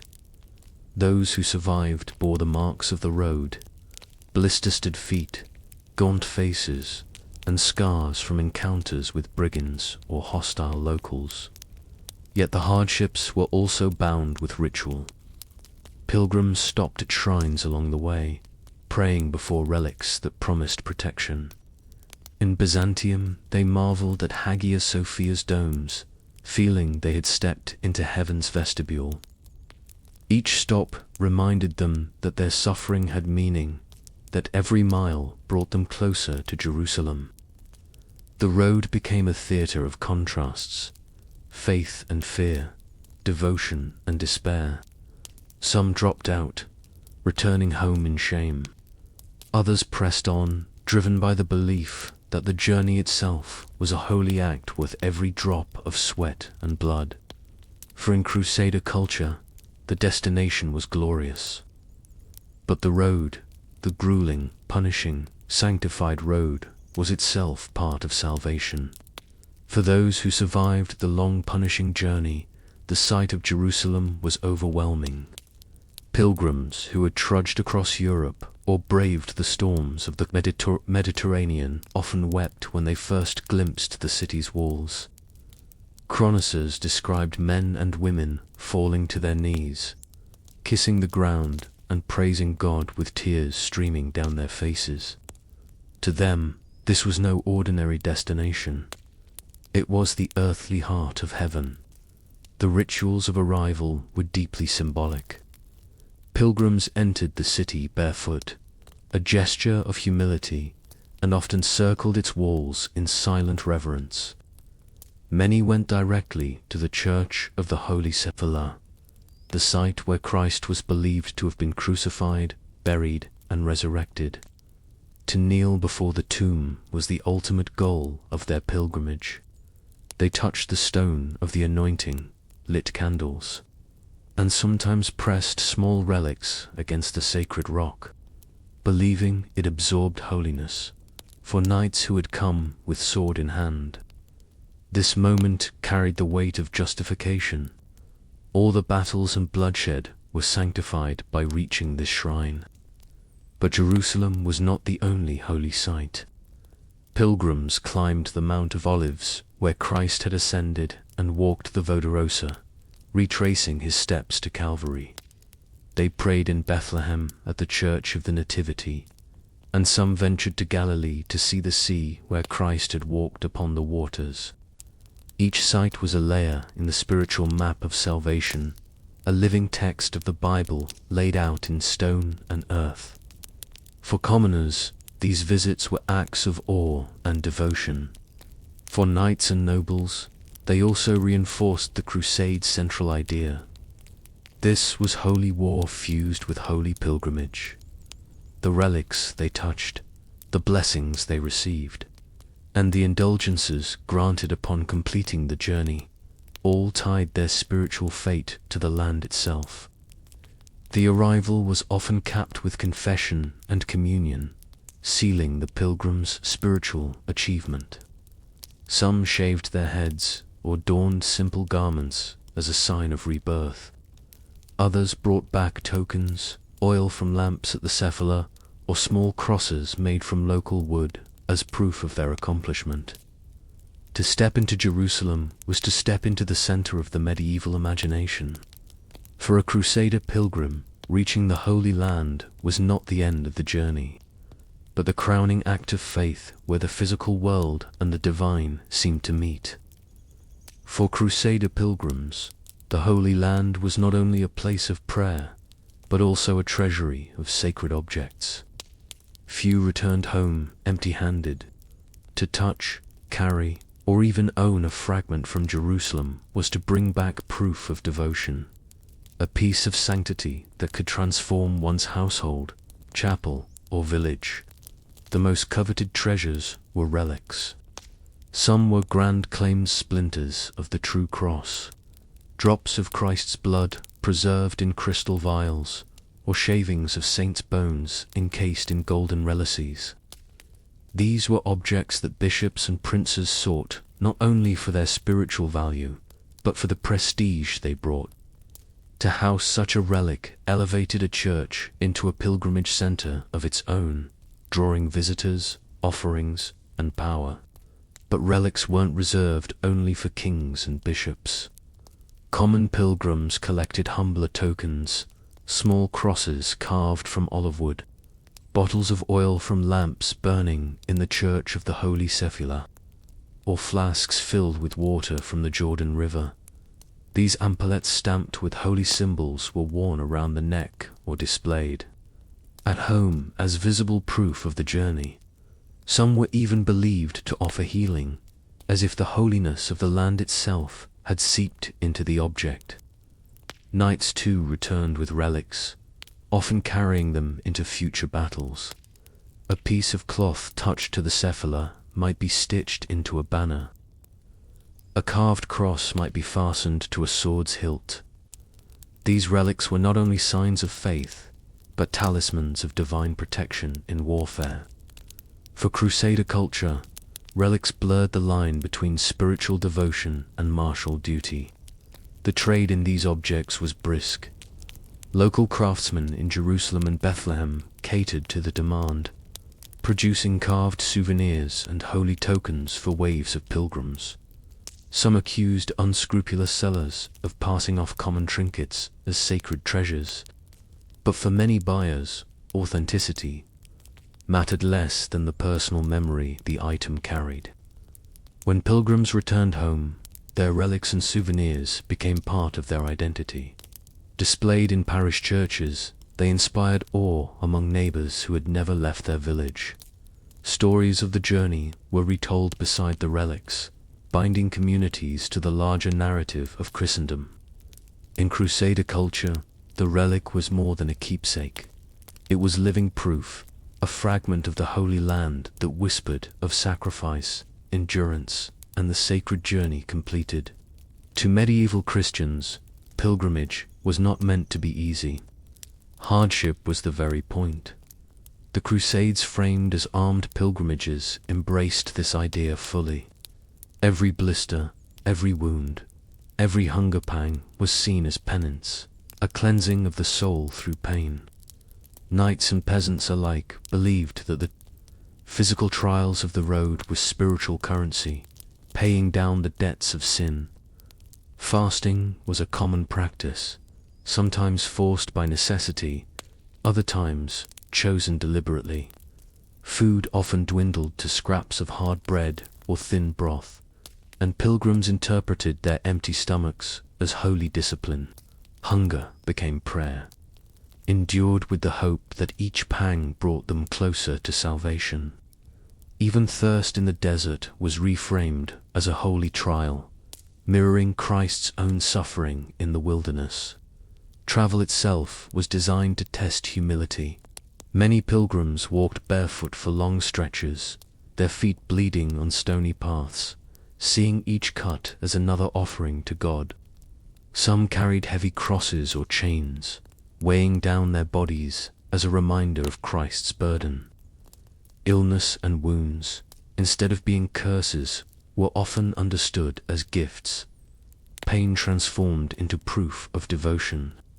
Knights who were used to wealth, horses, and comforts of rank found themselves forced into the same hardships as commoners. This leveling effect reinforced the idea that all pilgrims, noble or peasant, stood equal before God, marching together under the blazing sun, sleeping on hard ground, or battling swarms of flies, blurred social lines. The suffering itself united them. The rituals of penance extended even into battle. Crusaders were told that wounds received in combat were not only honorable but redemptive. To shed blood in the service of Christ's cause was a fast track to heavenly reward. The same sword that had once caused sinful violence could in the Holy Land become an instrument of salvation. At holy sites, pilgrims often sought to intensify their penance. Some scourged themselves, whipping their backs until blood ran. Others lay prostrate for hours on the stones of the holy Sophia, weeping openly. These acts were not viewed as extremes, but as powerful demonstrations of faith. In Crusader culture, suffering was not failure. It was the proof of sincerity. The harder the road, the greater the redemption. The very act of enduring pain turned the pilgrimage into a living prayer, one step closer to the eternal promise of forgiveness. Pilgrimage was never a solitary act. Though individuals took the vow, the journey itself was profoundly communal.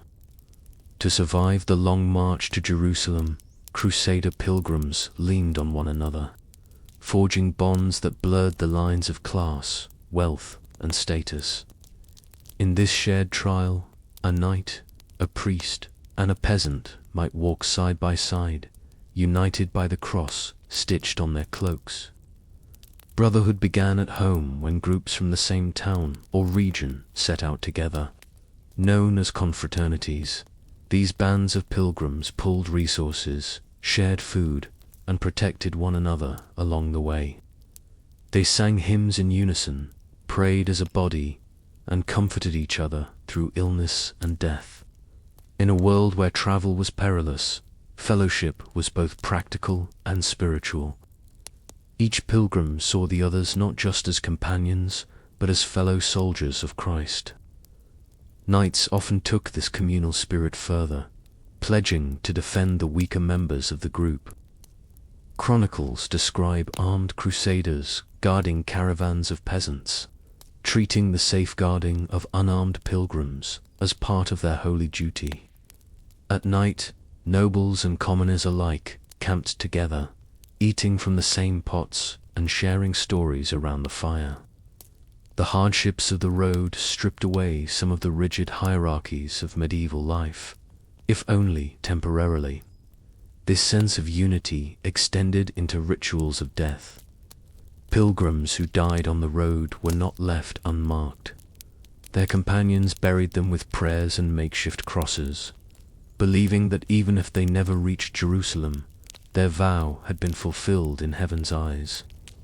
In this way, every member of the group carried the weight of the others, ensuring that no pilgrim sacrifice was forgotten. The Brotherhood of the Cross also inspired the rise of formal military orders like the Knights Templar and Hospitaller. These groups institutionalized the idea of defending pilgrims, creating permanent communities dedicated to both martial protection and spiritual service. They became symbols of the fusion between pilgrimage and warfare, embodying the communal ethos of the crusade on a grand scale. On the pilgrim road, loneliness gave way to solidarity. Every hymn sung, every burden carried, every grave dug deepened the sense that they were more than individuals. They were a body of Christ's faithful journeying together toward redemption. The road to Jerusalem was brutal, but it was never walked alone. For those who survived the long journey to Jerusalem and back, the return home was more than just a homecoming. It was a transformation. Pilgrims did not come back as the same men and women who had left. They returned marked by experience, sanctified by hardship, and carrying stories and objects that set them apart from neighbors who had never traveled beyond the next village. The first sign of this transformation was visible, the cross on their garments. Many continued to wear the symbol after their return, proof that they had fulfilled their vow. To the community, it was a badge of honor. Parish priests welcomed them back with thanksgiving masses while neighbors gathered to hear tales of the distant Holy Land. These stories of Byzantium's glittering domes, of the Church of the Holy Sepulchre, of battles fought in desert heat, became part of the oral culture of medieval Europe, carried from hearth to hearth. Prestige followed naturally. A knight who had walked barefoot into Jerusalem could claim not only military honor, but also spiritual authority. His name carried weight in local courts. His words carried moral credibility. For commoners, the pilgrimage was an elevation in itself. A peasant who had stood at the Sepulchre could never again be dismissed as ordinary.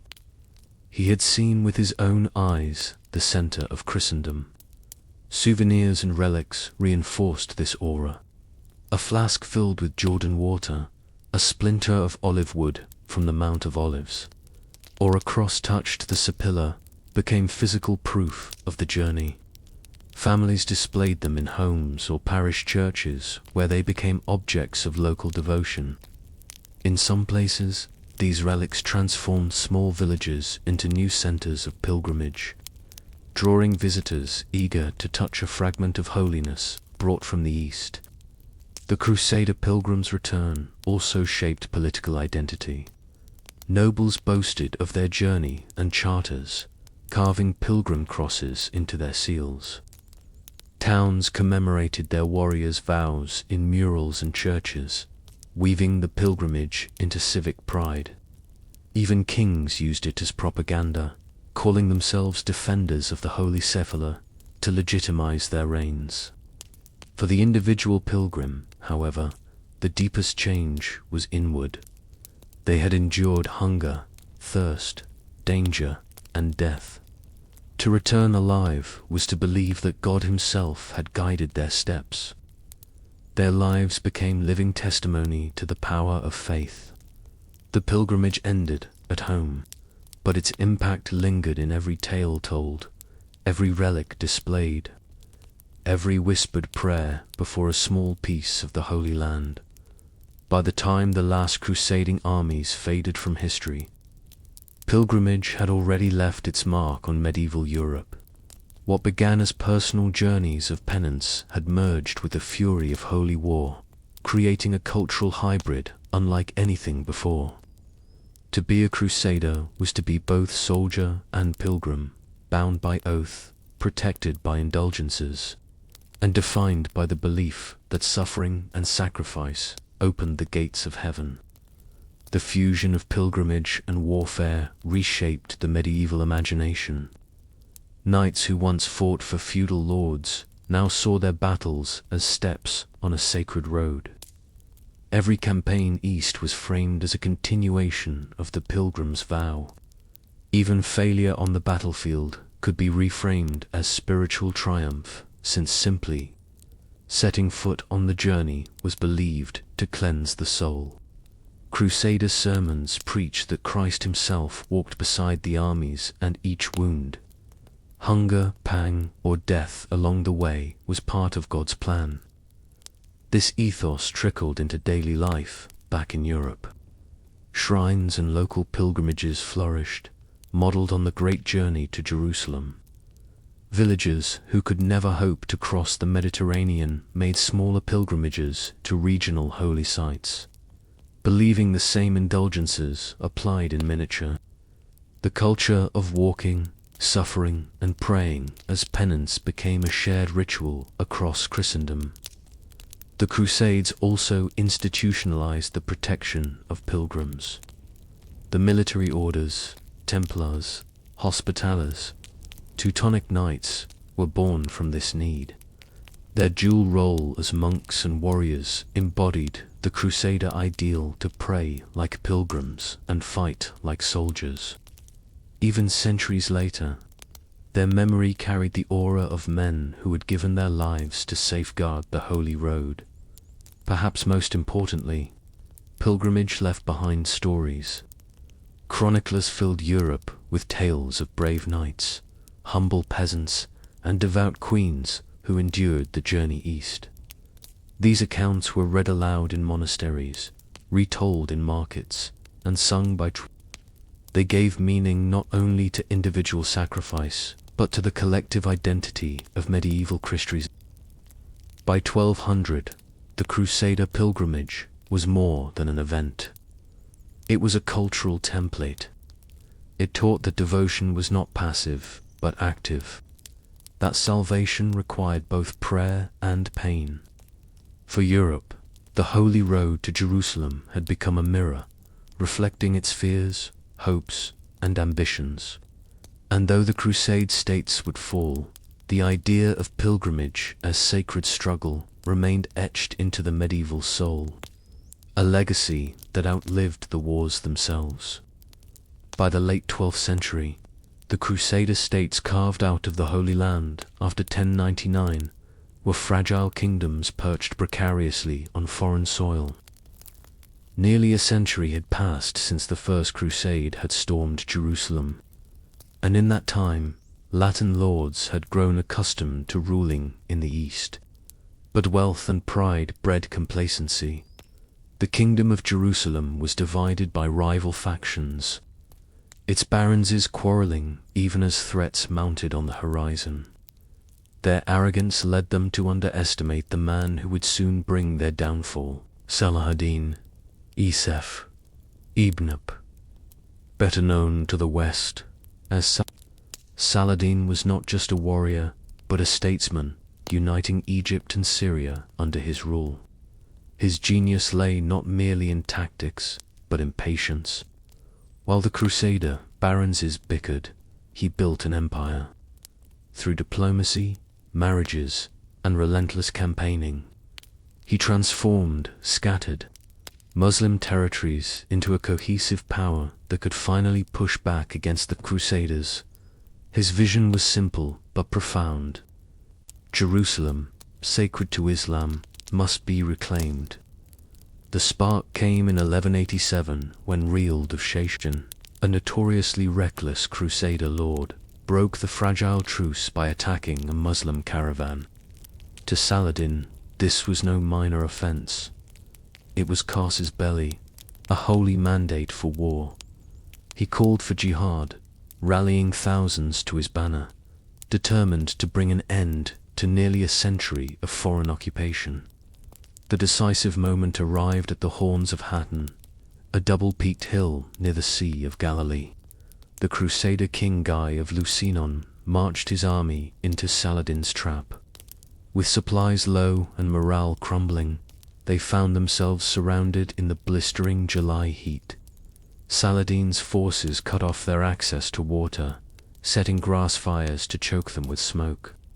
The once proud knights of Jerusalem, armored in steel, collapsed under the sun, their thirst unquenchable, their discipline broken. When the final clash came, the Crusaders were already beaten in spirit.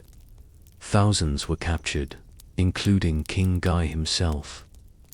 The true cross, Christianity's most sacred relic, was seized by Saladin's men.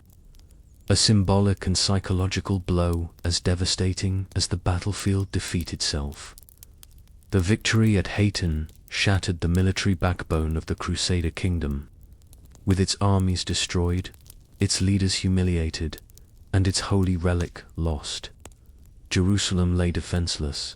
Saladin's path to the holy city was clear, and the fate of the Crusader dream hung in the balance.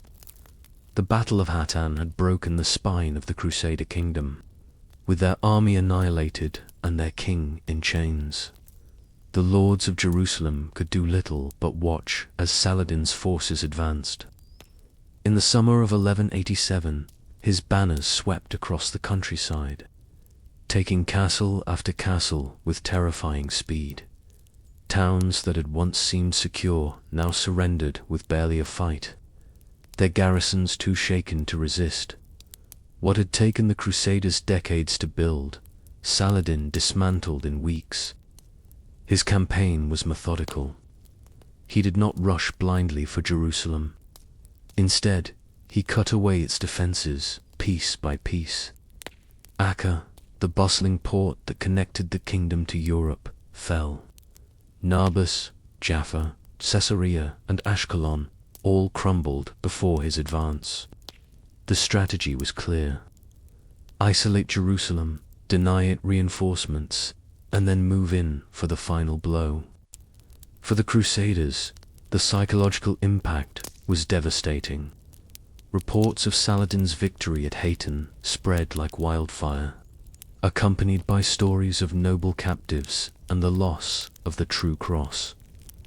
Pilgrims, merchants, and local villagers alike fled to Jerusalem, swelling its population and straining its resources. Within the walls, despair mingled with defiance. The city's new defenders were not the proud knights of Hattin. They were a patchwork of survivors, civilians, and desperate refugees. Yet, amid the panic, one figure emerged to lead Jerusalem's defense. Balaam, of having been captured at Hattin, but released on parole, he had sworn to Saladin he would not fight. But when he saw the city's helpless state, he broke his word, though he did so with Saladin's reluctant permission. granted on condition that he take up arms only to protect his family. Instead, Balian became the soul of Jerusalem's resistance, rallying a battered populace for what they knew might be their final stand. Meanwhile, Saladin marched steadily onward, his army buoyed by the momentum of victory and the promise of reclaiming Islam's holiest city. Chroniclers describe the confidence of his men as they encircled Jerusalem. The Crusaders had once entered the city with blood and fire, but now it would return to Muslim hands. By late September 1187, Saladin's banners appeared before Jerusalem's gates. The city that had been held by the Crusaders for nearly a century now faced its reckoning. The defenders braced themselves, but few doubted the outcome. The age of Crusader Jerusalem was about to end.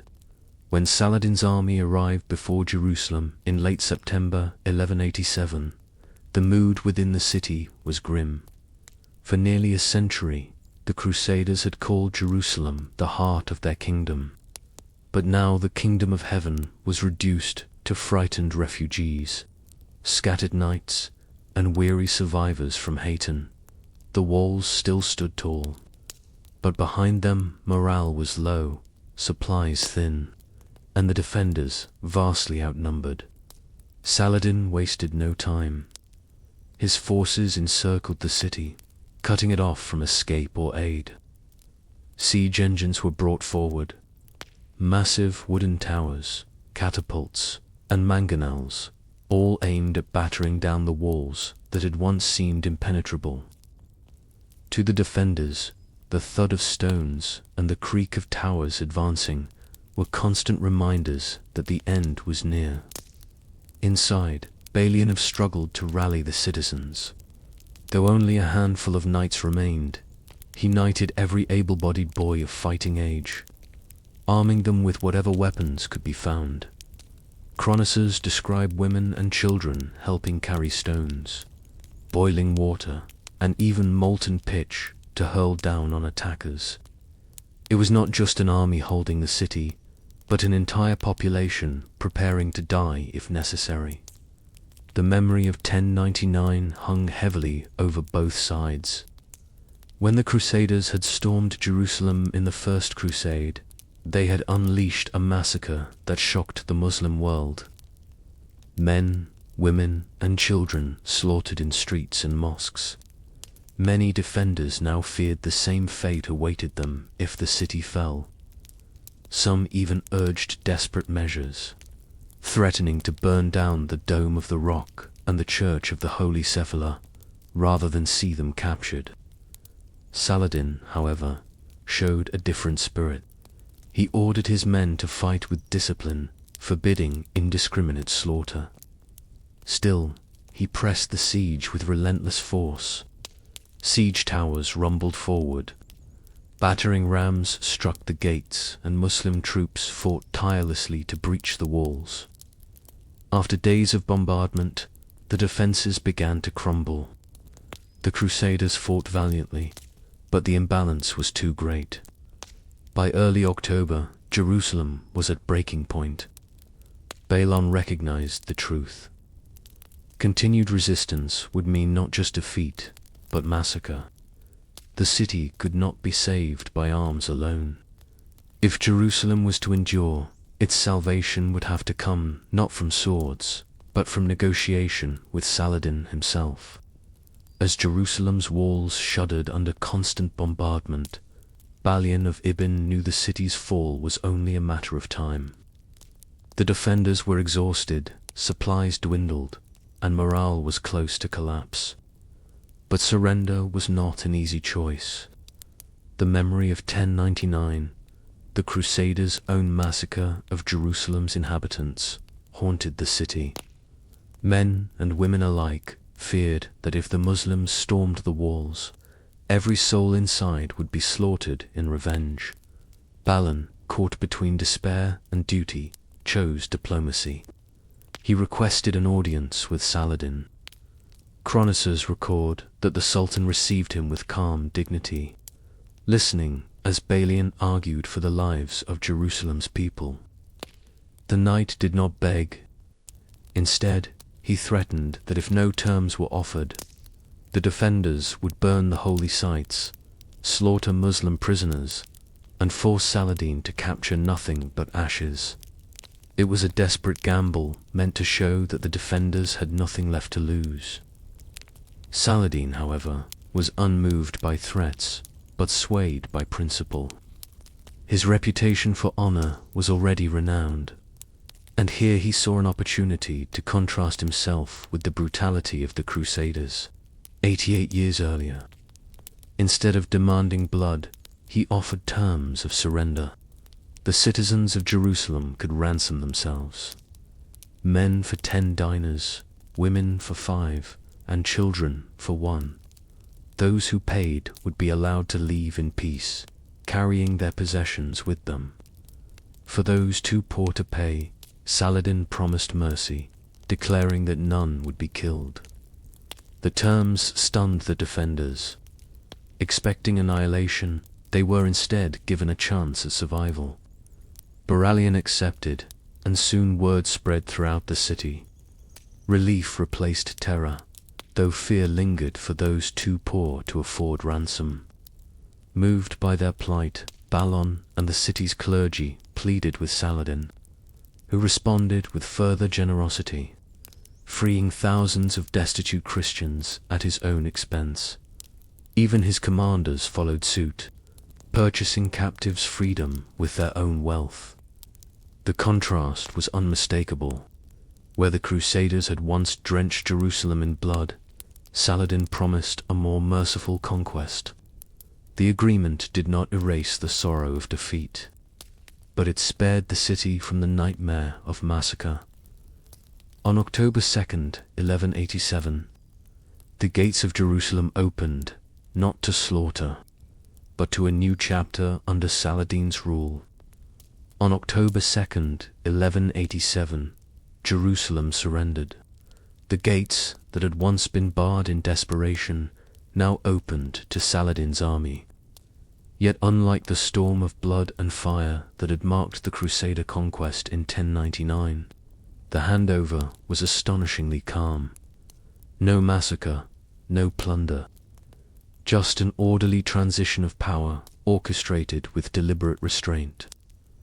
Balian of Abelin, who had defended the city to the end, walked beside Saladin's men to oversee the process. The defeated Crusaders and the civilian population gathered their belongings, preparing for exile.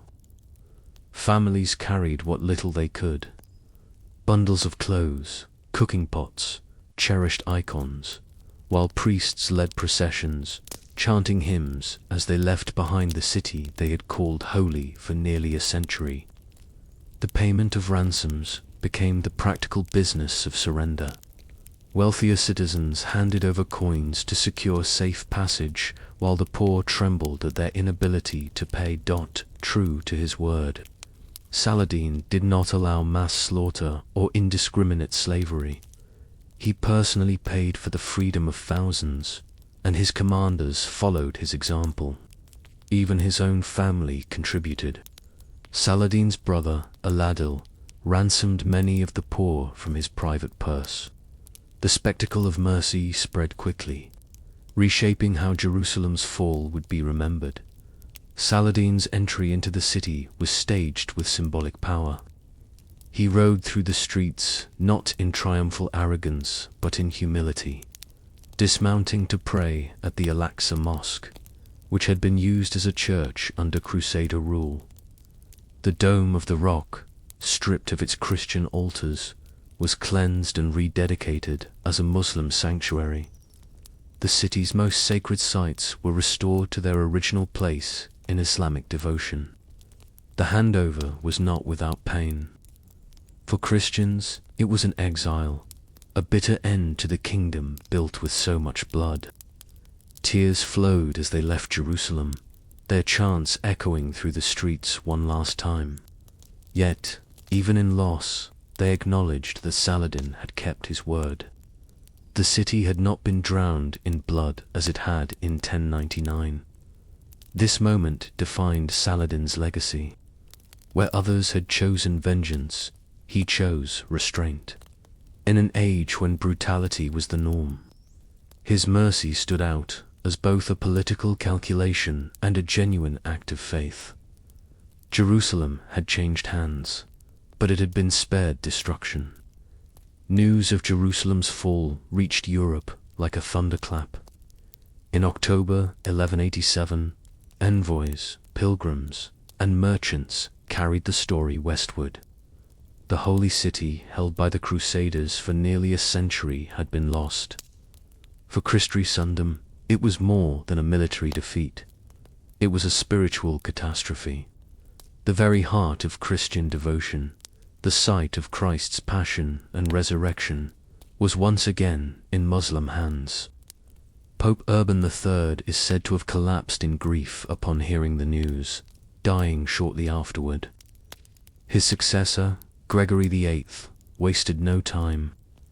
In November 1187, he issued the papal bull Edita Tremend, all of Christendom to arms. This was not just another campaign. It was proclaimed as the greatest crusade yet, demanding the participation of kings, nobles, and commoners alike. The loss of Jerusalem was framed as a punishment for sin, a divine chastisement that could only be answered with penance and holy war. Across Europe, pulpits thundered with sermons. Preachers painted vivid images of Christian pilgrims now barred from the holy villa, of relics seized, of churches stripped of their altars. The true cross captured at Hattin became a symbol of humiliation. It was not only the city that had been lost, but also the spiritual prestige of Christendom itself. The call to arms spread with unprecedented urgency. Monarchs who had once hesitated to join crusading expeditions now felt the weight of obligation. Richard the Lionheart of England, Philip II of France, and Frederick Barbarossa of the Holy Roman Empire all took the cross, committing themselves to what would become the Third Crusade. This was the first time Europe's greatest rulers joined forces for a single crusading cause. But alongside outrage came a strange respect. Accounts of Saladin's mercy circulated in Europe, often with admiration. Chroniclers noted that he had spared lives, ransomed captives, and honored his promises, behavior that contrasted starkly with the bloody conquest of 1099. Some European writers even described him as a model of chivalry, a paradoxical foe both feared and admired. For ordinary Christians, however, nuance mattered little. The holy city was gone, and the road to salvation seemed blocked. Pilgrims mourned, priests wept, and villages across Europe rang with the cries of families sending fathers and sons to reclaim Jerusalem. The fall of 1187 was not just a military turning point. It was a cultural earthquake that shook the entire medieval world, and from its tremors, the greatest crusading effort in history was born. With Jerusalem secured in October 1187, Saladin's task was not finished. He had won the jewel of the Holy Land, but he knew that Europe would not let it go unchallenged. The fall of the city had been too great a shock. The armies of Christendom would surely march again. Saladin's genius lay not only in winning battles, but in preparing for what would come next, securing his victory so it would endure. His first priority was religious restoration. The Crusaders had turned Islamic holy places into Christian shrines, and Saladin reversed this process with deliberate care. The Dome of the Rock was cleansed and rededicated to Islam, its golden dome polished and adorned with Quranic inscriptions proclaiming God's greatness. The Al-Aqsa Mosque, used as a palace and church under Crusader rule, was purified and reopened for prayer. For Muslims across the region, the liberation of Jerusalem was not only political but spiritual, a renewal of sacred space. At the same time, Saladin maintained a careful balance with the city's Christian population. Though many departed, others remained, and he ensured that churches such as the Holy Sepulchre were not destroyed. Pilgrimage would still be allowed, albeit under Muslim rule. This decision bolstered his reputation for mercy and helped avoid unnecessary unrest. Strategically, Saladin turned to fortifications. He strengthened the city's defenses, rebuilt damaged walls, and garrisoned key strongholds throughout Palestine. Castles at Jaffa, Ascalon, and Akka, either newly captured or surrendered, were repaired to create a defensive buffer. He understood that holding Jerusalem required controlling the surrounding ports and fortresses, cutting off potential Crusader reinforcements from Europe. Politically, he worked to solidify alliances. The armies that had brought him victory were not just his own. They came from across the Muslim world: Egypt, Syria, Mesopotamia. Saladin rewarded loyal emirs, secured the loyalty of his Kurdish and Turkish commanders, and reinforced the idea that this was not merely his triumph, but a victory for Islam as a whole. His authority, already immense, now carried the prestige of the man who had restored Jerusalem to Muslim rule. But even as he consolidated power, Saladin did not underestimate his enemies. He knew the kings of Europe were rallying. The Third Crusade was coming, led by Richard the Lionheart, Philip of France, and Frederick Barbarossa. Jerusalem's recapture was the height of his glory, but it also set the stage for his greatest challenge. By 1189, word of Jerusalem's fall had galvanized Europe, and the mightiest crusading force in history began to descend on the Levant. The Third Crusade was no ragtag army of minor lords. It was led by three of Europe's most powerful rulers: Frederick Barbarossa of the Holy Roman Empire, Philip II of France, and Richard the Lionheart of England. To Saladin, this was the storm he had long anticipated, though Frederick's sudden death on the march crippled the German contingent. The forces of Philip and Richard eventually reached the Holy Land. Almost immediately, they made their presence felt. The first major test came at Akka, where Crusader remnants had laid siege to the city since 1189. When Richard arrived in 1191, he transformed the stalemate into a relentless assault. After months of grinding battle, Akka fell. For Saladin, it was the first bitter taste of reversal since Hattin. The stage was set for a titanic struggle between two men whose reputations would become legend: Saladin and Richard.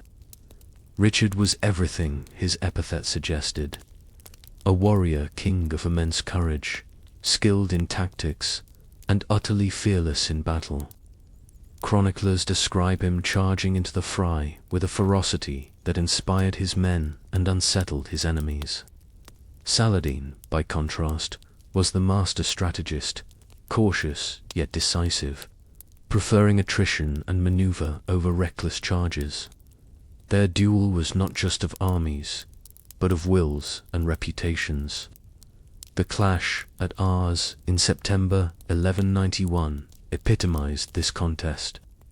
Saladin's cavalry harassed the Crusaders as they marched along the coast, hoping to break their discipline. For hours, the Christians endured under a hail of arrows until Richard unleashed a devastating countercharge that smashed Saladin's lines. Though not a decisive defeat, Arsuf restored Crusader confidence and cemented Richard's fame. Yet Saladin was no mere antagonist in Richard's story. Even his enemies acknowledged his nobility. During campaigns, he sent gifts of fruit and snow to the sick Lionheart, and when Richard's horse was killed in battle, Saladin sent him to replacements. Their rivalry was fierce, but it was tempered by mutual respect, each recognizing in the other a worthy foe.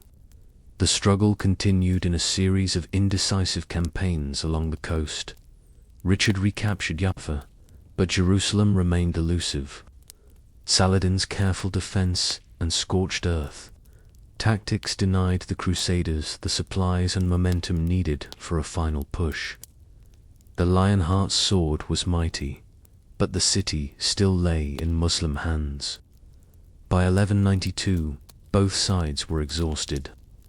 Richard the Lionheart had reclaimed Acre, triumphed at Ars, and proven himself one of the most formidable warriors of his age. Yet despite his victories, Jerusalem eluded him. Twice he marched toward the holy city, and twice he turned back. The Crusaders lacked supplies, faced endless harassment from Saladin's forces, and feared that even if they captured Jerusalem, they could not hold it. For Richard, the dream of retaking the Sepulchre remained tantalizingly out of reach. Saladin, too, was weary. Years of campaigning had drained his treasury and tested his armies, while his prestige soared after the capture of Jerusalem. Holding the city against wave after wave of Crusaders came at immense cost. His empire stretched from Egypt to Syria, and he needed stability to secure it. Both commanders, recognizing the futility of endless war, moved toward negotiation. In September 1192, the Treaty of Jaffa was signed. Its terms reflected compromise. Jerusalem would remain under Muslim control, a triumph for Saladin. But Christian pilgrims were guaranteed safe passage to the city's holy sites. Coastal towns from Jaffa to Tai stayed in Crusader hands, ensuring a foothold for the West. For both leaders, it was an imperfect peace, but it preserved their honor and spared their exhausted followers further bloodshed. Richard departed the Holy Land soon after, never setting foot in Jerusalem. Chroniclers say he approached the city, but refused to enter as a pilgrim, unwilling to behold the Sepulchre without reclaiming it. Saladin, meanwhile, returned to Damascus, his health failing after years of relentless strain. In 1193, only a few months after Richard sailed home, the great Sultan died. At his funeral, mourners discovered the measure of the man. Though he had ruled a vast empire and commanded immense wealth, Saladin's coffers were nearly empty. He had given away much of his fortune in charity, alms, and ransom for captives. He was buried with little more than a simple shroud, his legacy resting not in treasure, but in the memory of his deeds. For Muslims, he was the liberator of Jerusalem, the unifier of the faithful. For Christians, he was a formidable foe, yet also a figure of respect, remembered for his mercy and chivalry.